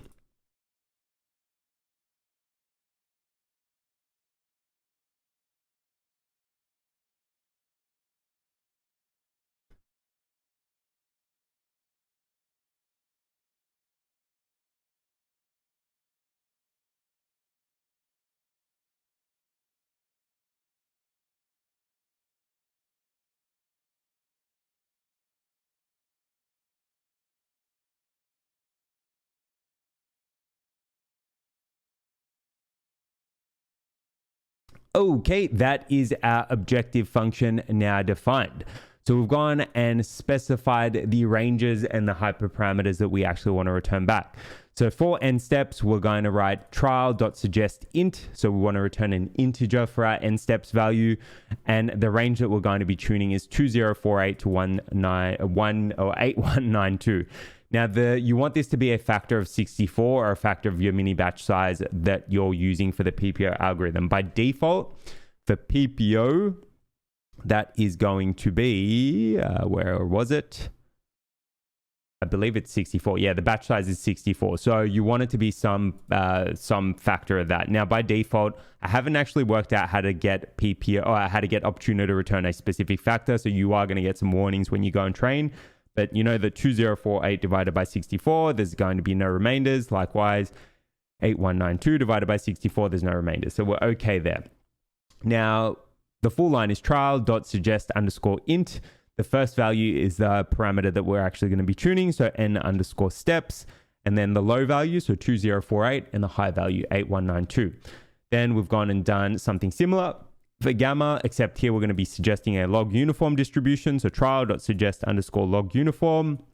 We're passing through our hyperparameter gamma, which has our discount factor. Then the low value is going to be 0.8. High value is 0.9999. Then our learning rate, again, we're going to use the log uniform distribution or sampling distribution. Here we'll pass through our hyperparameter, which is the learning rate. Low value is going to be 1e-5. High value is going to be 1e-4.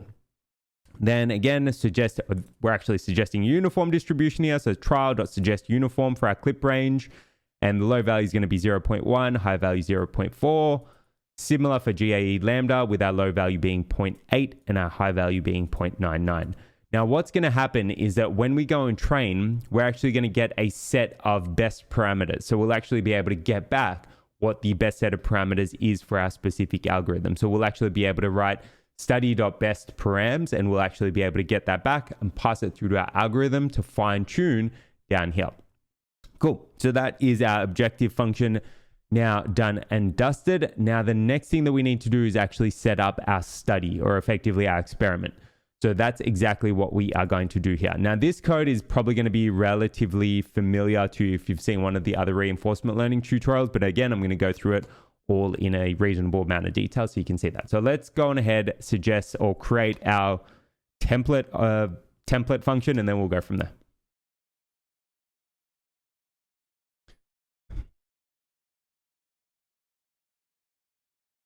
Okay, so that is our template function now created. Now, again, I haven't really done too much here. I've just started setting this up. So I've written DEF to define a new method, and then I've written or define a new function. So DEF and then optimize underscore agent. Then we're going to be passing through our trial.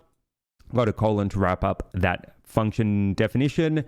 And then we're going to run a try except loop. So certain parameters are going to throw errors, and I don't want this to throw out our entire training run. So having a try except loop here is going to effectively allow you to run this without the worry that this is all going to go to crap overnight while you're training it. Because ideally you want to be able to give this a reasonable amount of time to train. So I've trained for 3 days, I've trained for 4 days before. We're going to keep this one short, but I'm going to tell you how to extend this further if you want to go harder. So what we now need to do is write up our training loop inside of this little section here. So we're going to define a new environment. We are going to wrap it inside of our monitor, wrap it inside of our dummy vec environment, and wrap it inside of our vec frame stack environment. So this will give us the stacked observations. We'll create a PPO algorithm. We'll train it for X number of time steps, and then we're going to run it through our evaluate policy method to get our episode reward back. And based on that episode reward, Optuna is going to find the best set of hyperparameters to train or tune or use to actually go on ahead and tune our specific model going forward. Okay, so let's go on ahead and write up our optimize agent method function. I keep saying method. It's not a method if it's not inside of a class. Okay, our function. Let's go on ahead and do this.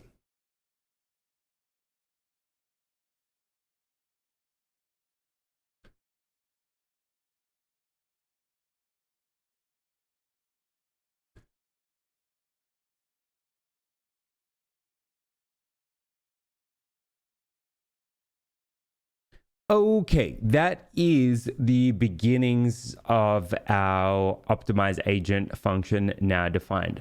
So I've gone and written 5 lines of code there. There's probably one which is relatively new that we haven't actually gone through before. So let's actually walk through this. So first up, what we're going to do is we are going to get the set of hyperparameters from our objective method, which is this over here. Now to do this, we're going to write model underscore params, which is going to be our variable that we're storing those in. We're going to set that equal to optimize underscore PPO, and then we're going to be passing through our trial. So what we're actually going to get back from here is just a dictionary of these hyperparameters. So we're going to get a value for n steps, value for gamma, value for the learning rate, value for the clip range, value for GAE lambda.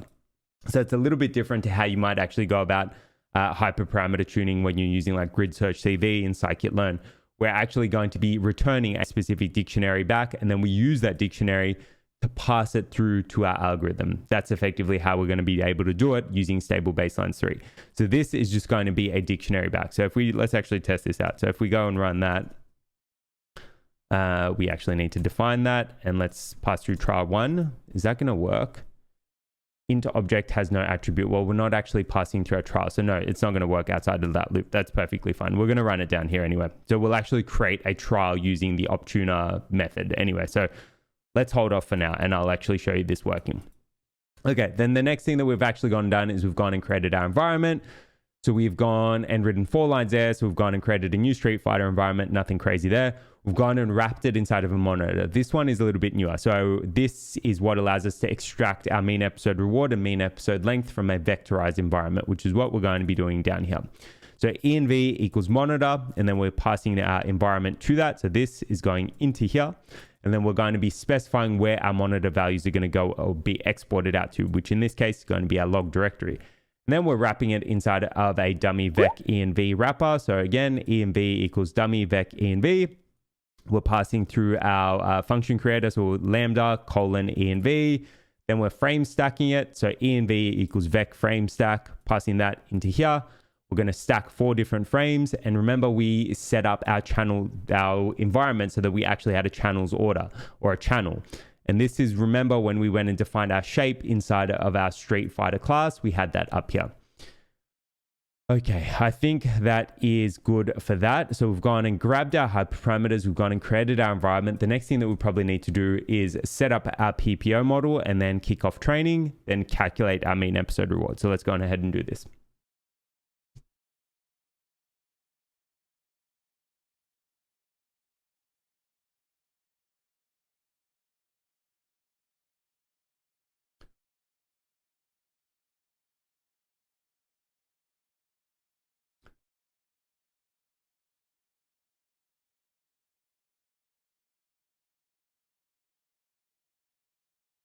Okay, that is or at least part of the next bit of the optimization method or function actually gone and written. Keep saying method anyway, whatever. Okay, so what I've gone and done is I've gone and created a new instance of our PPO model. So I've written model equals PPO. And then to that, we're passing through that we want to use a CNN policy. So we're going to be passing through images as observations so we can use the CNN policy. Then to that, we are going to be passing through our vectorized environment, which is that over there. We're specifying where we want to log out our TensorBoard logs to. So TensorBoard_log equals logdir. We don't want it to be verbose. Otherwise, you're going to get a ton of information blurted out to you. So I've set verbose equals 0. And then this is the most important bit. So let me make sure that's in the center of the screen so you can see it. We are unpacking the model parameters that we're getting from Optuna and passing that through to our algorithm. So this bit that I'm showing on the screen, super important, right? That's the bit that allows us to do our hyperparameter optimization. So we actually take the model parameters that our objective function is actually going to generate it. So this over here, and we're passing it to our PPO model over here. I'm just making sure my head doesn't block that. So we need to get that value and we need to pass it through to our PPO algo. And again, this code is going to be available in the description below. Okay, so now that we've gone and done that, we can then go and train our model. So model.learn, and we've specified total underscore time steps equals 100,000.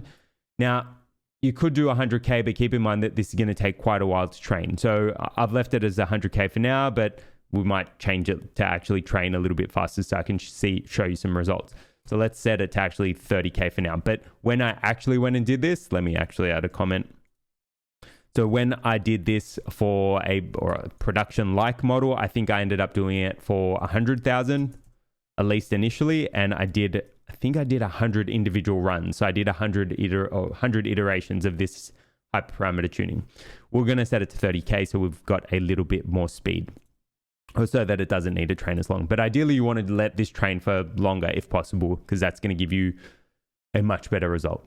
So we are going to let total time steps be 30K. Then we need to evaluate our model. So I've written mean underscore reward, comma, and then underscore. So we're just unpacking the results that we get back from our evaluate policy method. And then I've written evaluate underscore policy. So this is from this method up here, or this function that we've actually gotten imported.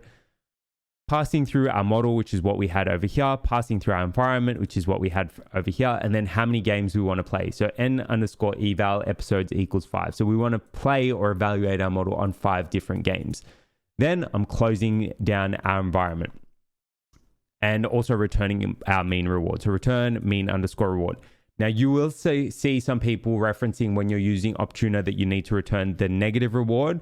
But that is perfectly fine because we're going to change something when we actually go and train or start up our hyper optimization loop so that we can return the positive reward. And the reason that we're doing this is we want to optimize to get the highest possible reward possible.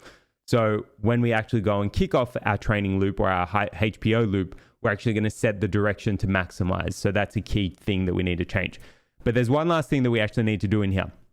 So we actually want to save our best model as well. So rather than just having or actually just getting the best parameters back, we actually want to save each one of these models so we can come back to them if we want to pick them up. So we can define our save path. And we are going to save it in os.path.join. We're going to save it inside of our opt directory, and we are going to name it trial, and then best underscore model format, and then trial.number. So this is the reason that when we went and actually ran our optimized PPO method, we were getting some errors, because when we actually create our trial, I believe we're creating a trial instance. Yeah, so this is what is actually returned back from our Optuna method, hence why passing through an integer is not going to work. I don't know why I went and did that, but anyway, that shows you what not to do in this particular case. So what we're specifying here is what we want our save path to be. So we've written save underscore path, and we've set that equal to os.path.join, pass through our opt directory, which is what we defined over here. And then I've gone and done a little bit of string formatting. So trial underscore, and then set a squiggly brackets underscore best underscore model dot format. And then to that, we are going to pass through the trial number. So this is actually going to return what specific trial we're up to. Think of your trial as one pass through the hyper optimization framework. You can actually set this when we create our study. And what we also want to do is we want to save down our model. So we can write model.save and then pass through our save path. So that is going to save the model for the PPO instance at that particular point in time. So we can actually come back and reload it if we wanted to. And then we're going to return our mean reward. Cool.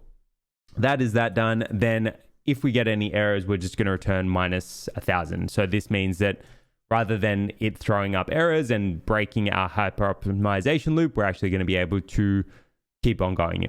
And this is particularly important. So when I was doing this, like I'd be training and I'd kick off training the night before, come back in the morning and realize it had only run for 10 minutes. And it had been because there's a specific hyperparameter which had thrown an error. And rather than actually continuing training, the whole loop stopped. So this is a good thing to know. And this is the reason why I've gone and implemented this. Otherwise, it's a massive pain in the ass because you come back the next morning, it's not trained and you're like, I wanted to actually go and test this out. So that's why I've done that there. Okay, let's take a step back so we can see this from a bird's eye view. So we've gone and written two main functions. So we've gone and defined our objective function, which is actually going to return back our different hyperparameters. So we're going to get a dictionary back with n steps, gamma, learning rate, clip range, GAE, gamma. And then we've gone and defined our hyper optimization function, which is called def optimize underscore agent. To that, we're going to be passing through the trial that we create from Optuna. And then we've gone and done a bunch of stuff in there. So first up, we go and get our model parameters from this objective function over here. Then we create our environment. There's nothing crazy happening there. We create a new Street Fighter environment, set up our monitor. We then wrap it inside of a dummy vec environment and frame stack it.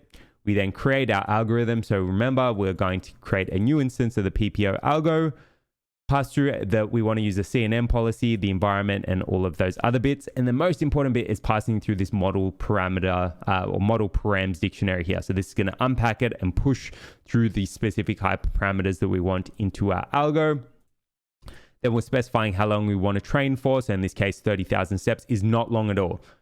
Full disclosure, that is really, really short, particularly when training a reinforcement learning agent. Last night, I actually trained something else and I trained it for 5.5 million steps. So 30K, very, very short. So it's probably not going to give you the best example of actually hyperparameter tuning, but I'm sort of giving you the framework and then I'll show you final results later on, a little bit later. But ideally, I'd set this to 100K to actually be able to get some valid results. But I'll show you what it looks like at 30K anyway.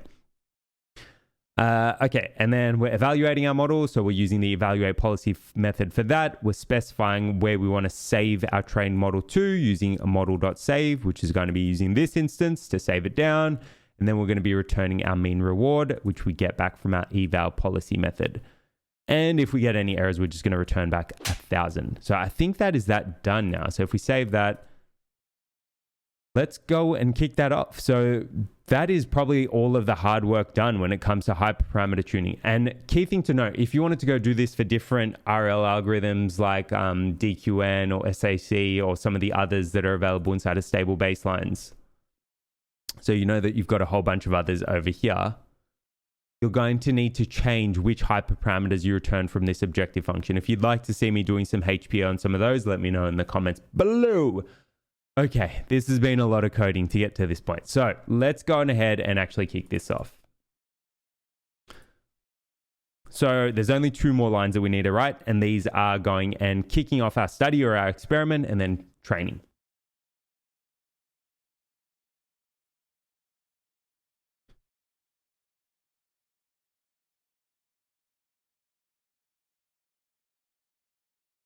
Okay, those are our last 2 lines done. So the first one is creating the experiment, or in this case, they call it a study, same sort of thing. So I've written study equals optuna.create_study. And then this is the important bit. And so remember, I told you that we're specifying or returning a positive value. If we are going to be doing that, we need to make sure that we set the direction that we want to maximize, or the direction that we actually optimize to be maximized. So I've passed through direction equals and then maximize over here. By default, I think this is going to be minimized if you don't actually go and override this when you create the study. Then we're actually going on ahead and optimizing. So I've written study.optimize, pass through the optimize agent method or function from over here. God, that's driving me insane that I keep saying that wrong. Anyway, and then we are going and specifying how many trials we want to run. So this is effectively how many different sets of hyperparameters we're going to tune or pass through our PPO agent. So I've specified 10 here. When I actually went and did this properly, or outside of this, which obviously takes quite a fair bit of time, I set this to 100. So what I had originally, these are the two things that I changed between this tutorial and actually going and doing this for real. So I had model.learn set to 100,000. So I actually trained for 100 time steps and I went through 100 different trials. So I trained for a lot longer. That took me on the GPU that I'm using, which is a 2070 Super, that took me, I think, 22 hours. So again, it's going to take a bit of time if you're going to do this properly or completely from scratch. But in the interest of showing you this in a timely manner and not taking 22 hours to make this tutorial, I'm going to show you it a little bit faster. So we've written study.optimize, pass through our optimize agent function, and then we've specified how many trials we want to run. So n_trials, set that equal to 10, and then set n_jobs equal to 1. I think this is going to be deprecated soon, but this basically defines how many parallel environments to train at the same time. Because Gym Retro by default isn't up for parallelization, it's going to throw errors if you set this to any higher than 1. But if you were to do this for, what's a good example? If you're going to go and do this for Doom, or if you're going to do it for, I think it might work on Mario as well. Maybe. Anyway, if you were going to go and do it on those environments, you could set this to a higher value, and this would actually train or run through multiple trials at the same time. So if I set njobs to 12 and we're running 10 trials, well, it's going to be doing all of them at the same time, right? We're going to set it to 1 for now. So, okay, so that is our hyperparameter bit. Now up and running. So what have we gone and done? So we've gone and installed PyTorch, installed stable baselines 3 and Optuna, imported our dependencies, defined our logdia and our optia, define our objective function, which is going to return back our hyperparameters, and then set up our optimize agent function. Yes. Okay. And then we've got 2 lines here to actually kick off that hyperparameter optimization. So let's start this, see if we get any errors. Okay, so this is looking okay. So if you get anything which says, if you get the error about having multiple environments running at the same time and you can only run one emulator, you know what to do. You just shut down the environment, env.close. If you get any other errors or stuff which throws out or blows out of proportion, let me know in the comments below and I'll see if I can help you out. But this is good. So if you get this green information block, that basically tells you when your training has started. And this basically said a new study is created in memory with name whatever. This user warning here is, remember how I said that when you actually specify the n steps parameter, it needs to be a factor of the mini batch size, which is what we had over here, right? If we take a look at this error, it's saying that we've gone and specified n steps as 4083. This is not going to work in here. Let me just quickly create a new notebook. If I go and pass through, there's no kernel. Let's set a kernel, change kernel. We'll just set that to Python 3 for now. Because we've got this set to 4083 divided by 64, we've got a remainder, which is basically what it's saying is the last mini batch, when it actually goes and divides that 4083 into individual mini batches, is not going to be a full mini batch. So it's going to be 51 frames. That's basically saying that it's not a specific error, but the last one's going to be truncated, which you can see over here. All right, cool. No need to worry. We're just hyperparameter tuning at the moment. But ideally, if you find out how to actually specify a specific factor over in here, let me know, because I'd love to actually get an idea of how to actually do that properly. You could actually, I wonder if you could just return back a specific value and then multiply it by 64. That might be one way to do it. I wonder if that messes around with Optuna. Anyway, that's the explaining that particular error there. All right, so what we're going to do is we're going to let this kick off and train. So this is going to train for 30,000 steps multiplied by 10 trials. So in total, we should be training for 300,000 steps. We'll get back 10 different models as a result of this. And each one of those models is going to be stored. Let me zoom in.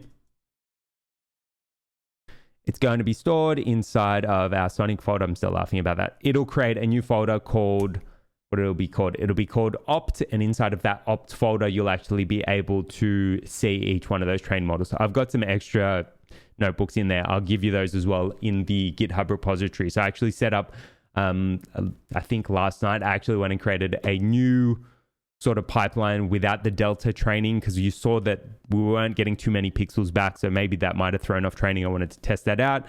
And I've also gone and got some weights for that as well. So I'm going to share those with you in the GitHub description, which towards the end of the tutorial, you'll see that as well. Okay, that is all looking good right now. This untitled one here is just what we've gone and created here. We can go and delete this. We don't need this. We can delete untitled. Get rid of that.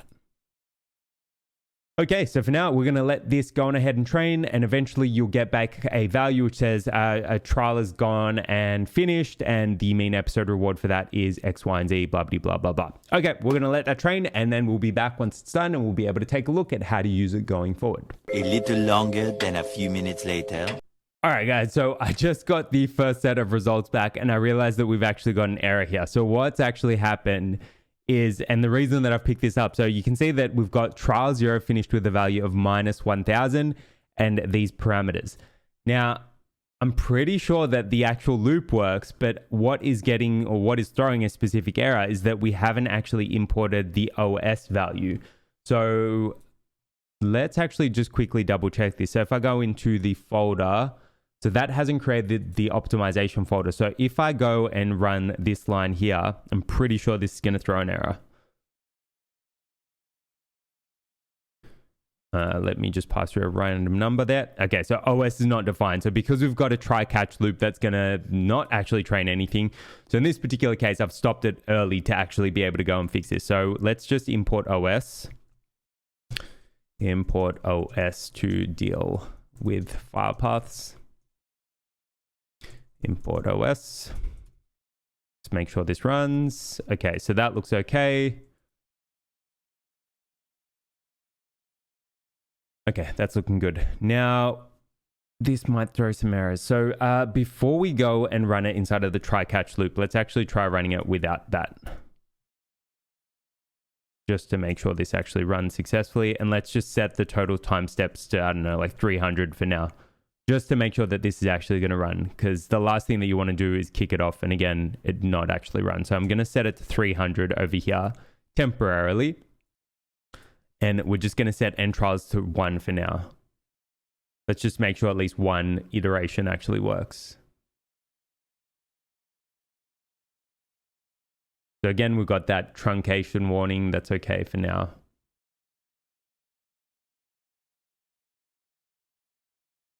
Okay. Let's actually stop this again. So let's run eval episodes to 1 as well. So rather than it training for or evaluating for 5 games, let's just allow it to evaluate for 1 game. Okay. All right. So here we've got an error. So trial 0 failed because of the following error. Runtime error, cannot create multiple emulator instances. That's okay. So we can run env.close to sort that one. And we don't have an environment specified. All right, let's try running that again.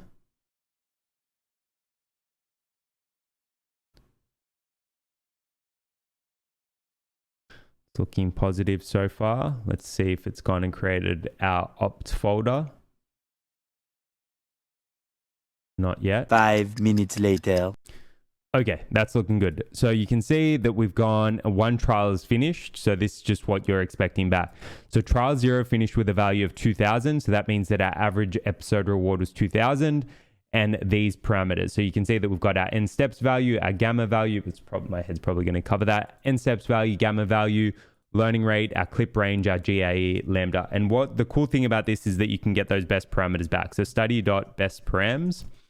That is going to return back that set of hyperparameters, which we can then go to pass through to our PPO model when we go and fine tune. So that sort of gives you an idea of how this is actually going to work. And then we've also got our fine tune model or our hyperparameter tune model over here. So if we wanted to go and reload this, relatively straightforward, we can just run ppo.load and then we pass through the full file path. So os.path.join. Is this zoomed in? Yeah, okay. os.path.join optdia, and then it's going to be the name of that file, which is going to be trial0.best. It should be a string.zip. What have we done there? Close that. That is our best model now loaded. So that sort of gives you like, and we can define model equals whatever. So that sort of gives you an idea of how to actually go and reload this, right? So that is our one hyperparameter model. So that is one hyperparameter tuned model now reloaded. Now, in that particular case, we were just getting this set up. So we don't need to leave that as it is. All right, so let's go back and change some of these values. So we're going to set end trials to 10. And just to make sure everything works, let's close our environment. So env.close, delete env. Cool, it's fine. All right, now if we save that, what were we doing? So we're going to set total time steps 30,000, and we are going to set n eval episodes 5. So that means we're going to train for 30,000 time steps, or our model should see 30,000 frames in its lifetime, and we're going to go and evaluate it on 5 different games. And we are going to put our try-catch loop back and tab this in and uncomment that. I think that's looking good. All right, so what have we gone and done? So we've gone and wrapped it inside of our try-catch loop or try-except loop, whatever we've got there. We've gone and set total time steps 30,000. We've gone and set n eval episodes to 5. I think that looks good. Go and run that. So that's fine. And then we've gone and set n trials back up to 10. Let's run that. Okay, so we don't have any errors there. Now we're going to let this run, and then we'll come back once that's over. We'll be able to get our best parameters back and all of our hyperparameter tuned models, and we should be good to go and jump back over to Hector eventually. So let's let this train, and I'll be back once that's done. A little longer than a few minutes later. Alrighty, so that is our first set of hyperparameter tuning now done. Now remember, this is sort of just to show you how you might go about doing this. If you were to do this properly, ideally what I'd recommend is play around with this total time steps number. So for a more bulletproof implementation, I'd suggest bumping this up to 100,000 or higher, or effectively how long you actually want to train the model for, and definitely increasing the number of eval episodes. This is going to ensure that you have a more even or smoother set of mean episode rewards rather than stuff that's just spiking out. But you can see that we are now done. So this block over here is now finished. Also, the other thing to note, increase the number of trials if you want to train or hyperparameter tune for longer as well. Okay, so this is looking good. So you can see for each trial, we're going to get a result back like this. We're also getting a ton of warnings, but that's fine. So in this particular case, trial 0 finished with a value of 15,400, pretty good. Trial 1 finished with a value of 4,500. What was the best? So trial 4 had 10,800. So this is mean episode war. All right, trial 5 finished with 26,700. Now you can see that there is a huge difference. This might be because one particular game evaluation got a really high score and the others might have got low. So sometimes you need to be pretty careful, or you do need to be very careful when you are evaluating. Ideally, I'd recommend a higher number of eval episodes. That's going to ensure you have smoother results. But for this is looking pretty good. If we run study.bestparams, so what it's recommending is go with an n steps value of 7,516, gamma of 0.98 or 0.908, learning rate of 5.02 to the power of e negative 5, clip range of 0.39, GAE lambda of 0.837.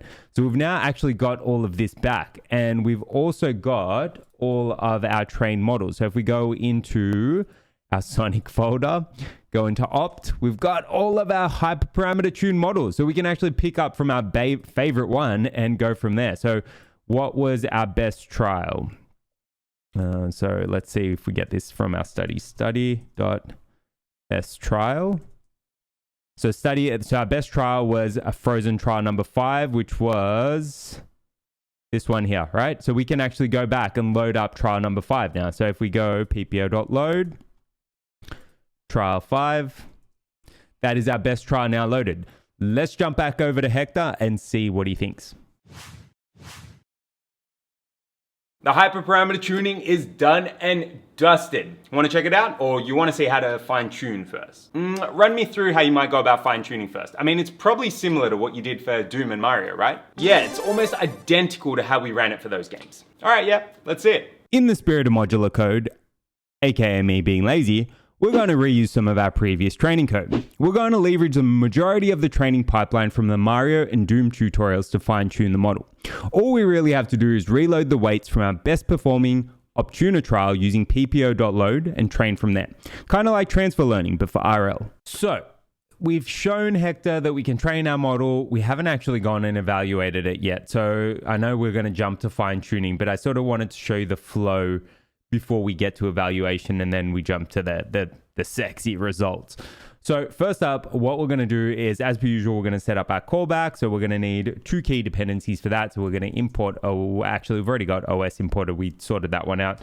We now need to import our base callback. So import base callback. And this is the exact same callback that we've used for Mario, that we've used for Doom, to be able to log out as we're going and fine tuning. So first up, let's import our base callback. Cool, that is our base callback imported. So I've gone and written one line there. So from stable_baselines3.common.callbacks import base callback. And again, I'm just going to use my template code here. I'm not going to go on ahead and write this completely from scratch. It's basically the exact same train and logging callback that I've used for Mario, for Doom, for pretty much all of the reinforcement learning I do. And this basically just logs out the entire saved model at a certain check frequency to a specific log path. So we're able to pass this through to our, when we actually go and kick off our training. But that's perfectly fine. We then need to set up where we're going to save these models. So remember, we've gone and saved our hyperparameter tuned models into the opt folder. My French coming out, into the opt folder, this one over here. Now, I'm probably going to set up a separate folder to actually go and fine tune this model. So let's create a checkpoint directory. Checkpoint directory. And we're going to set that equal to ./train/. And again, you can save this to really wherever you want. I mean, this is just sort of my normal flow now that I've got a hyperparameter, I guess, pipeline. So opt gets saved into its own folder. So those are the Optuna trained models. And then I've got a separate set of models, or a separate set of folders for the fine-tuned model. Okay, so that is our checkpoint directory. Then we actually need to create an instance of this train and logging callback.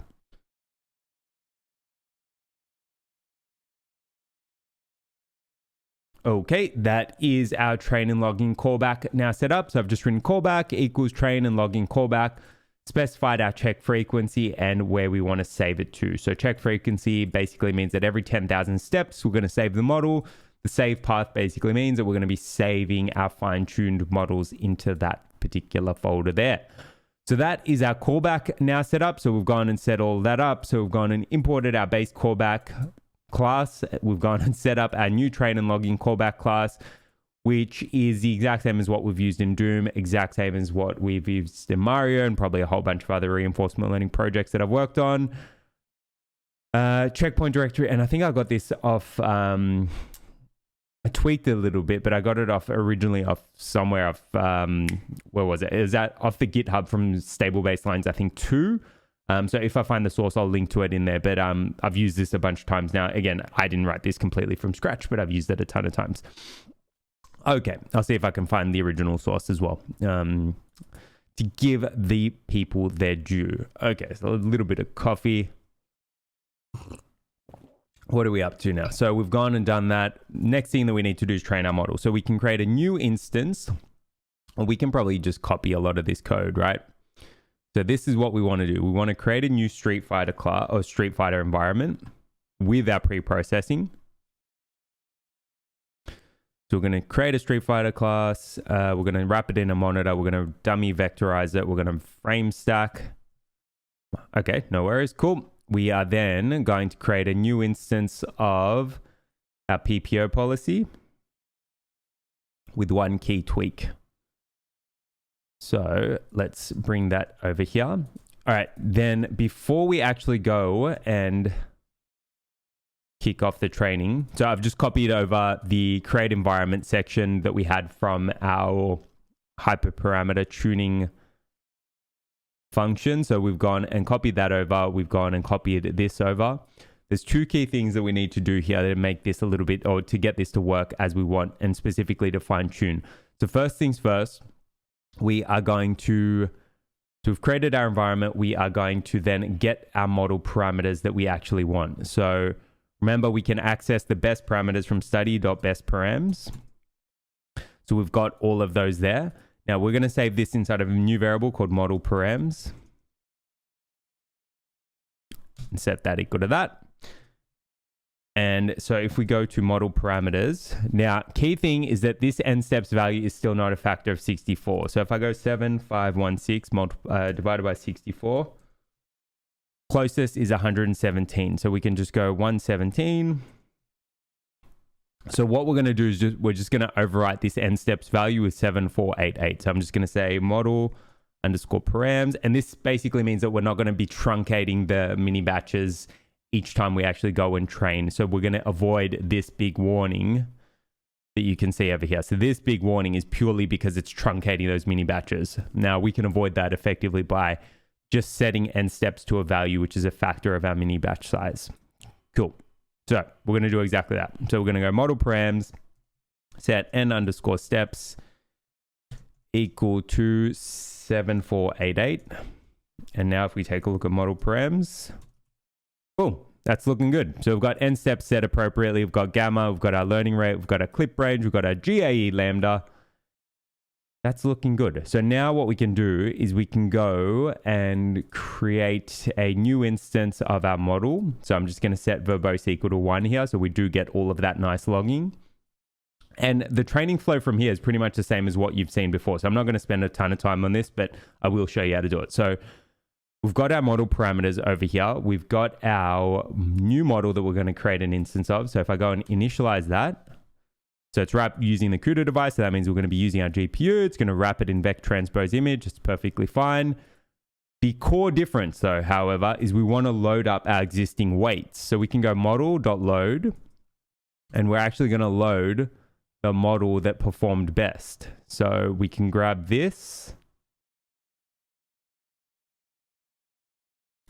paste that in here. So this is now going to load the best model, which is trial underscore 5 underscore best underscore model dot zip. So this means that we're going to effectively perform, transfer loading. So we're going to load up our weights for this specific model and then kick off from there rather than having to start completely from scratch. So regardless of whether you do this for hyperparameter tuning or whether you do it for something completely different, this gives you a starting point, right? So rather than having to start completely from scratch, you can at least load up your best model parameters and load up your best set of model weights and then go from there. So I'm going to show you how to do this, and then we'll jump over to evaluating the model and we'll go from there. But so for now, we're going to reload our model weights. That looks all successful. And then we can kick off our training. So let's say, for example, we just wanted to train for total time steps 30,000. Now in this particular case, I'm going to keep this short and sharp because otherwise this tutorial is going to span out to like God knows how long. So what I actually ended up doing is I think I did model.learn. I went pretty long for this, but I monitored quite closely. So total time steps equal to, I think I ended up doing it for like 5 million. The other thing that I might have changed, that I changed in some of the other models that I've done before as well, is rather than leaving the learning rate at whatever it was, so what is it right now? 5 to the power of e negative 5. I think I ended up setting it way lower. So I set it to like 5e to the power of negative 7. So it was a significantly slower learning rate, but that allowed the model to actually train. So if you're getting poor performance, then those are a couple of things that you might want to take a look at as well. So training for significantly longer and then dropping your learning rate as well. So those are a couple of things that you can try. In this particular case, what have we gone and done? So we've gone and set up our base callback. Oh, we haven't actually associated our callback. So we need to do that as well. And we do that inside of model.learn. So we go callback equals callback. Okay, let's clean this up a little bit. So we've got our model parameters. We can get rid of that. We don't need to visualize that. We don't need that. So we're doing this. And then we can take a look at model params. So we are first creating our callback, and we've imported our base callback. We've created our train and logging callback class. We set up an instance of it. We then went and created a new instance of our environment, which is perfectly good. We then grabbed our best parameters. So study.bestparams is the best set of parameters that we got from our hyperparameter tuning from Optuna. We're then going and let's add some comments here. So set learning, set n_steps to 7488 or a factor of 64. The other thing that I also recommended was changing the learning rate if you wanted to.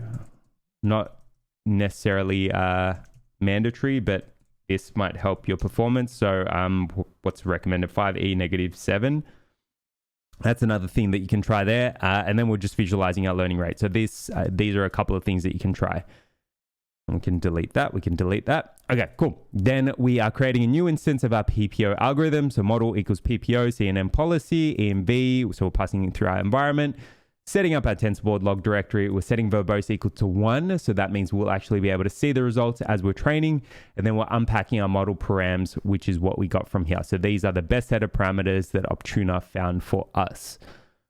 We are then able to let's actually add some comments. So reload previous weights from HPO.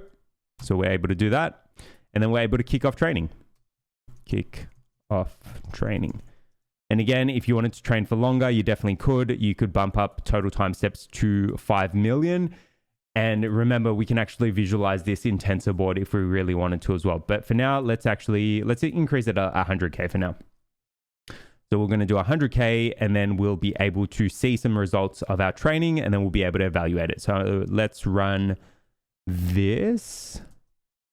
Okay, so this is going to be logging out to PPO 17. Now, another thing to keep in mind is I'll share the best weights that I've actually got as well inside of the GitHub repository. So if you want to try it out, you definitely can. All right, logging the PPO. Let's quickly take a look at how we can do that. So we just need to go into the directory that we're working in.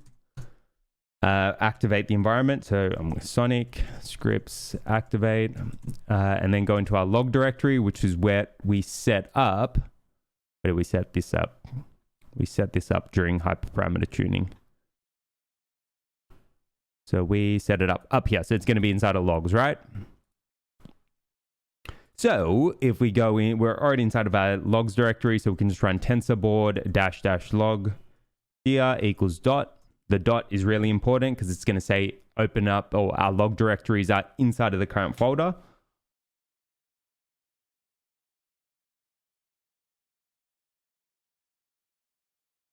Cool. All right, so that's up and running now. So you can see it says TensorBoard 2.7.0 running at localhost 6006. So that's running on that port. So I can grab that, bring it up, and you can see that this is now running. So all of the other ones that you can see that are already running there, or all of these little colored lines, let me just hide the two big boys. All of these colored lines are the lines that we had from doing our hyperparameter training. So if I set it to wall, you can actually see them as they're actually going off and kicking training off. Now, obviously you want to train this for a lot longer if you're going to go and do proper hyperparameter tuning, but that sort of gives you an idea of what it looks like.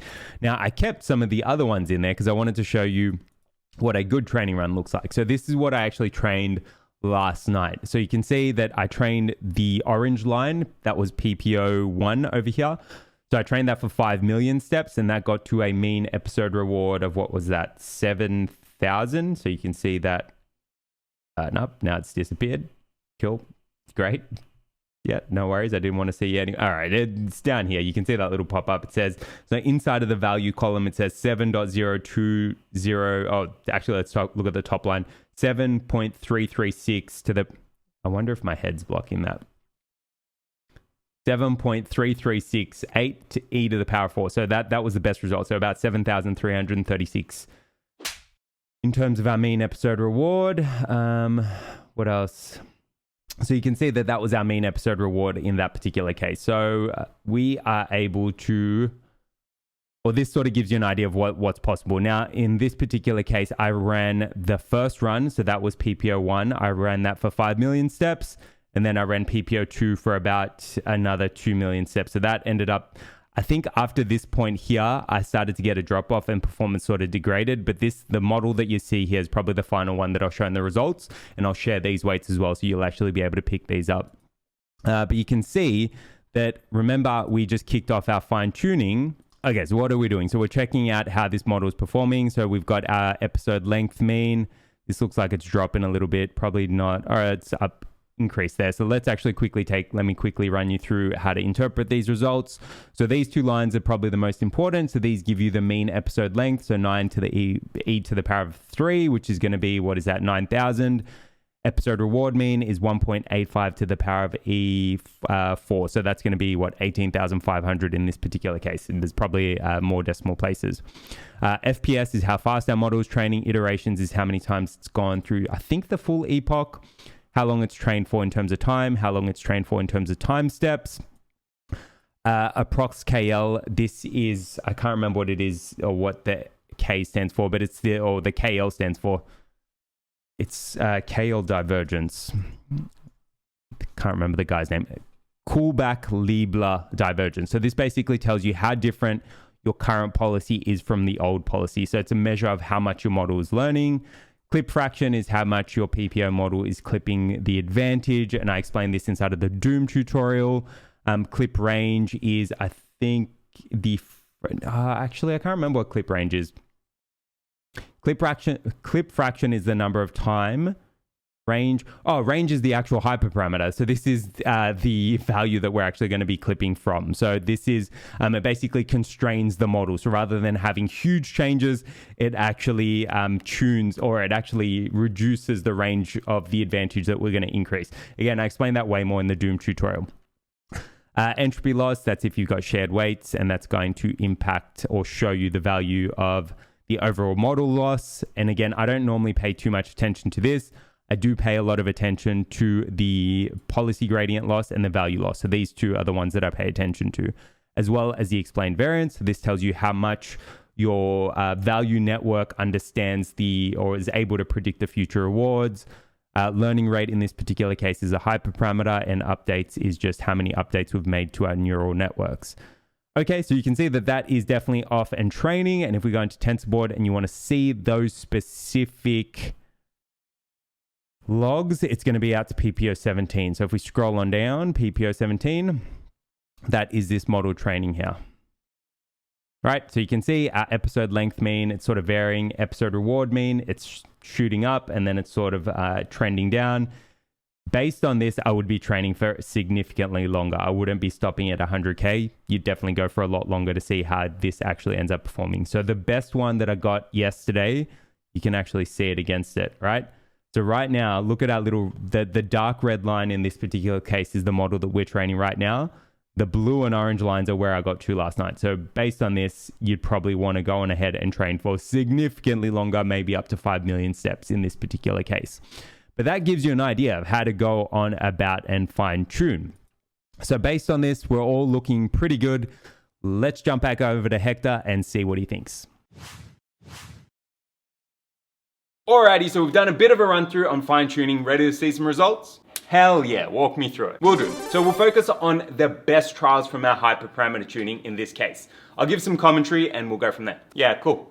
Now that we've gone and trained our models, all that's left to do is test them out. It's game time, baby.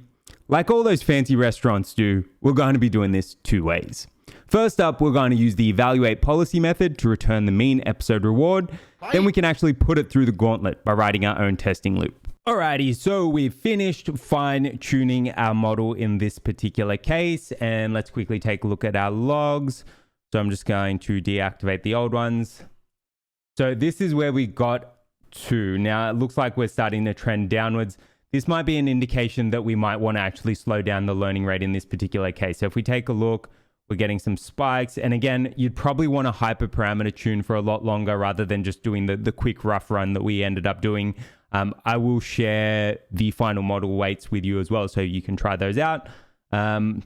Explained variance looks like it's heading upwards, so that's a good sign. Loss is trending downwards. Policy gradient loss, this should start oscillating a little bit more. So the fact that our value loss is just heading straight downwards maybe means that the learning rate is a little bit too fast. So in this particular case, I'd probably hyperparameter tune for longer, and I'd also drop the learning rate. But if we benchmark this against the two models that I trained last night, you can see that there is really not too much comparison in terms of performance, right? So you'd actually want to go and train for significantly longer. So looks like our current model dropped off. If I zoom in on that, let me actually just make this bigger. Right, so based on that, looks like we're getting significant amounts of drop off. So we're definitely dropping the learning rate, training for a lot longer, and doing a little bit more hyperparameter tuning might yield some better results. In this particular case, training for significantly longer has yielded significantly better results based on what I was noticing yesterday.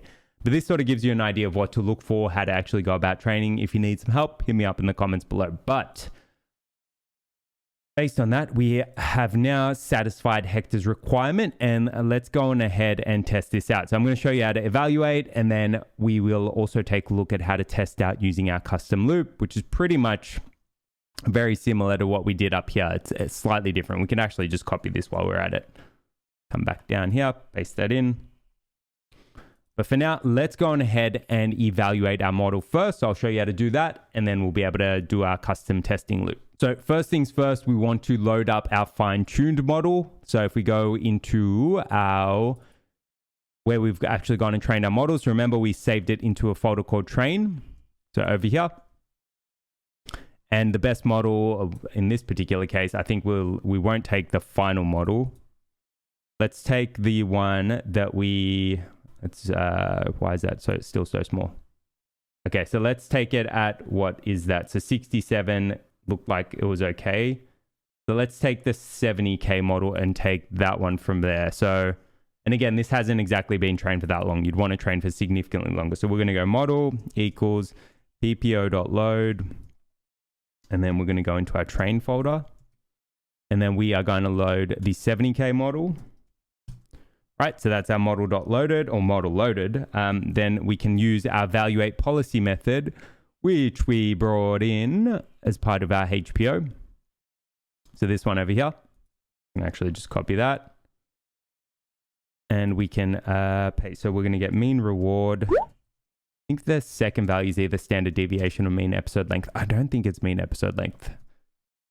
All right, so we're going to pass in evaluate policy, and then what do we need to pass to that again? I think it's the model, then environment. Yeah, model, environment, and then the number of episodes. So we can go model, env, and eval episodes equal to, let's do 5. And if we want to render in here as well, we can pass render equals true. So this will actually allow you to see it evaluating the model in real time. So if I bring that over to there, make sure that's looking good. So what have we written?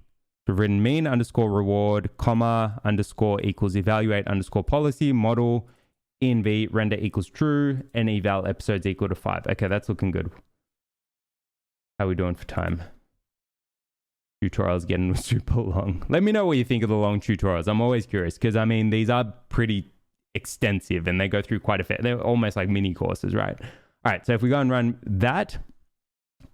Okay, so you can see he's just blocking, right? So it's not all that good. And I noticed this happening when I had the learning rate a little bit too fast. The model would just learn and it'd just block. It wouldn't actually do anything. So in this particular case, not performing all that well, right?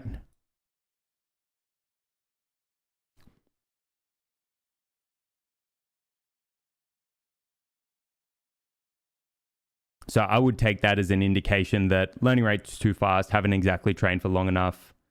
So he lost that first one. So let's actually try a different model rather than using that one. So let's try the 10K model.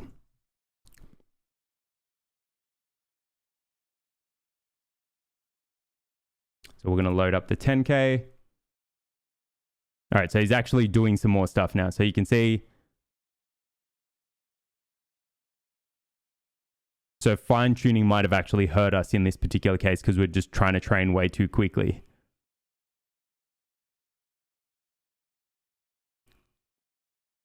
Still not that great, right? He's kind of dying in this particular case. Now, if we actually, let me actually show you what you get back from mean episode reward because I keep stopping it. So if I let's just set an eval episodes to 1 so we can actually see one full run. Run that.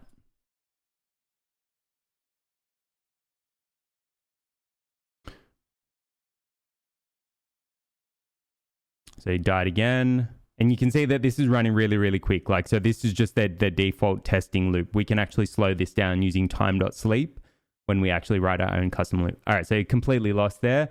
And what we should get back from the evaluate policy is the mean episode reward. So if we go and print out mean reward, so it's 3,600. Now it'd be interesting, right? Let's actually test out our hyperparameter tuned model. So if we type in opt and grab one of those models, what was the best one? 5. So let's load that.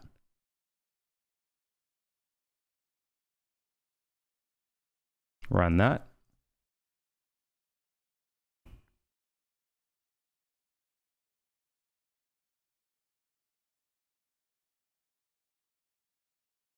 Died in that particular case. Not that great. Okay, that's performing better. All right, that's actually scored a win there.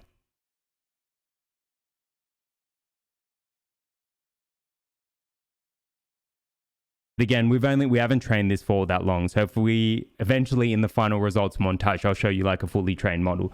So let's see. All right, so we've got significantly higher mean reward from the Optuna trained model. So fine tuning in this particular case probably went a little bit too fast. Probably definitely need to drop down that learning rate, maybe train for a lot longer as well. Okay, so that's how we can evaluate it using the evaluate policy method. So that gives you an idea of how you can actually go about doing that. We can also do this using a custom training or testing loop. So the core change here is that rather than using env.actionspace.sample, we can use our model. So model, I think it's model, just model.predict, and then pass through our observation. Let's actually test this out. So OBS. Just copy this. So observation.shape. So if we type in model.predict, if we pass through OBS, so what we get back from that is our action. So we just need first value. Right, so that is our action right there. Now if we type in env.step, right, so that is going to work. So if we grab this, so model.predict, and bring that into our testing loop. So paste that down here. This should effectively allow us to go and pass through our prediction. Let me actually explain this. So if I type in action equals model.predict, and that, so to our model, we're going to be passing through our observation, and then we need to get that first result because it's vectorized now. Then we can take this action and pass it to our env.step method. So this will effectively allow us to actually go and pass through an action to our environment rather than just taking random values. So if we bring this back over to the side and run this now, so you can see it's a little bit slower. We're actually able to see what's happening. See Ryu actually getting some hits. The Dukin.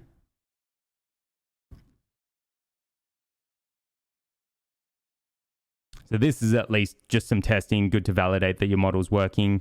What I'll normally do when I'm actually testing this stuff out or training, I'll actually have a separate testing notebook alongside the actual training notebook. So I'll actually train and test at the same time so I can see and make sure that we're heading on the right path. So that gives you a chance to actually not wait until the end to see your model has performed like crap. You'll actually be able to see it in real time. So that's just some practical advice.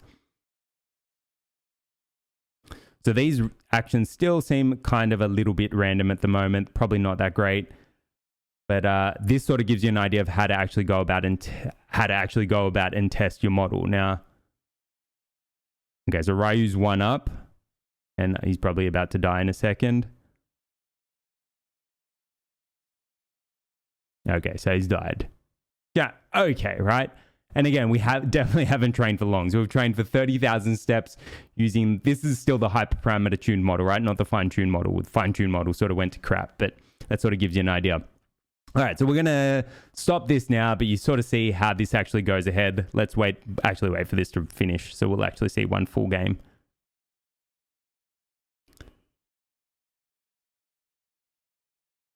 This is so addictive. I ended up watching this for so long when I'm training these models. Yeah, it's still very random at this stage.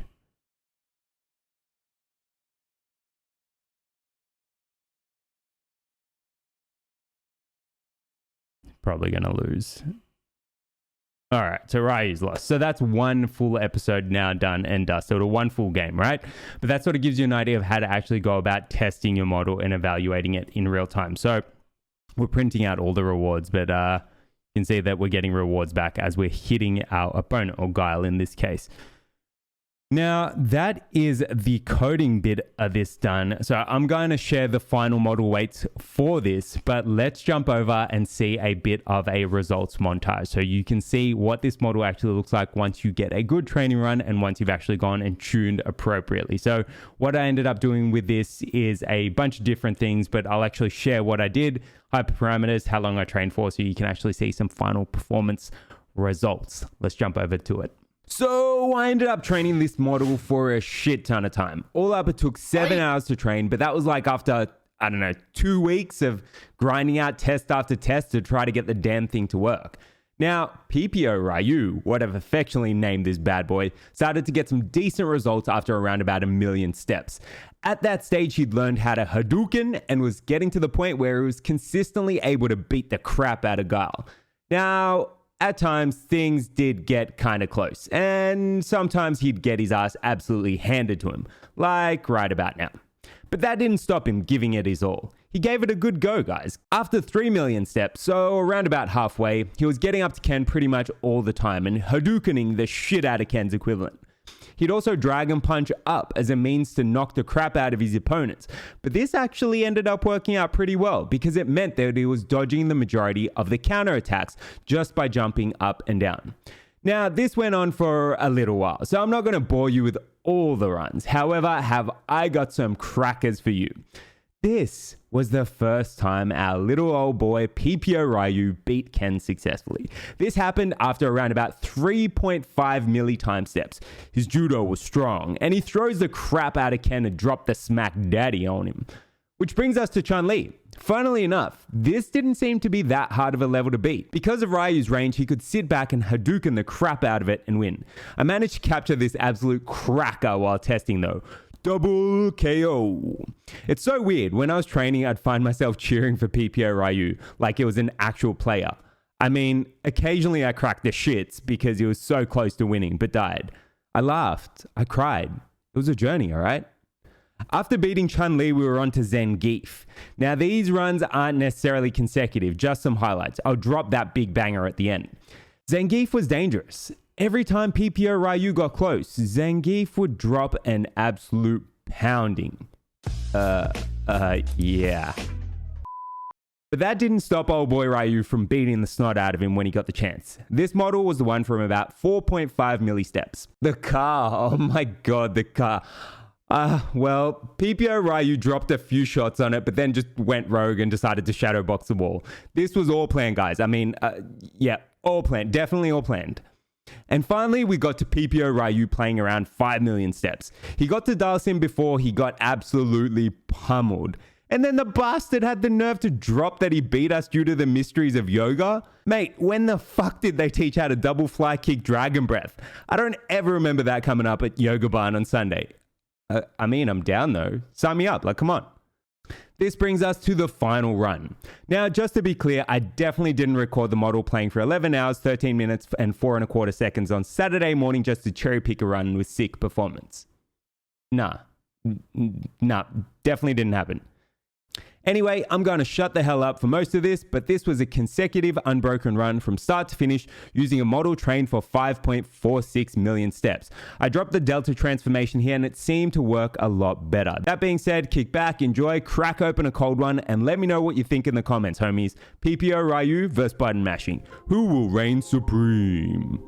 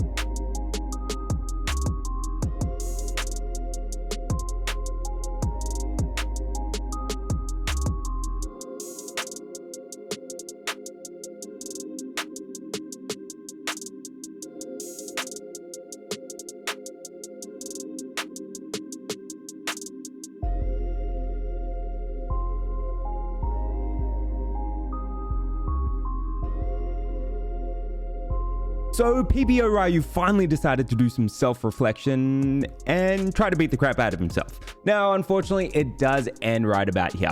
I figured this is because we actually grayscale our game during training, so the underlying reinforcement learning model, or AI, can't actually work out who is who. That being said, I thought this wasn't too bad for only 7 hours of training. What do you think, lads? Anyway, catch you in the next client combo. Enjoy.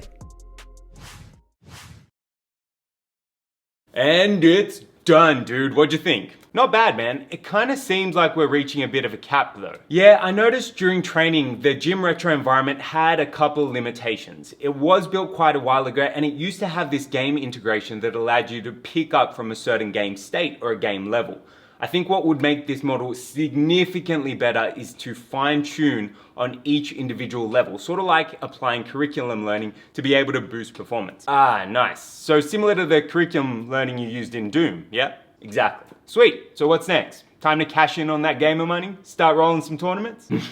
I wish. Maybe a different game. Let me know what you'd like to see, guys. Thanks so much for tuning in, guys. Hopefully you enjoyed this video. If you did, be sure to give it a big thumbs up, hit subscribe, and tick that bell. I always get that order wrong. Anyway, you know the drill. Hit a bunch of buttons. Hopefully you did enjoy this. I mean, I am looking at more games and different types of environments that we can test out, as well as prototyping a whole bunch of different types of machine learning models and AI. Let me know if you're still interested, and if you've got any ideas, hit me up in the comments below and let me know what you thought of this model. Did you enjoy it? Did you enjoy the client conversations? Let me know your thoughts. Thanks again for tuning in. Peace.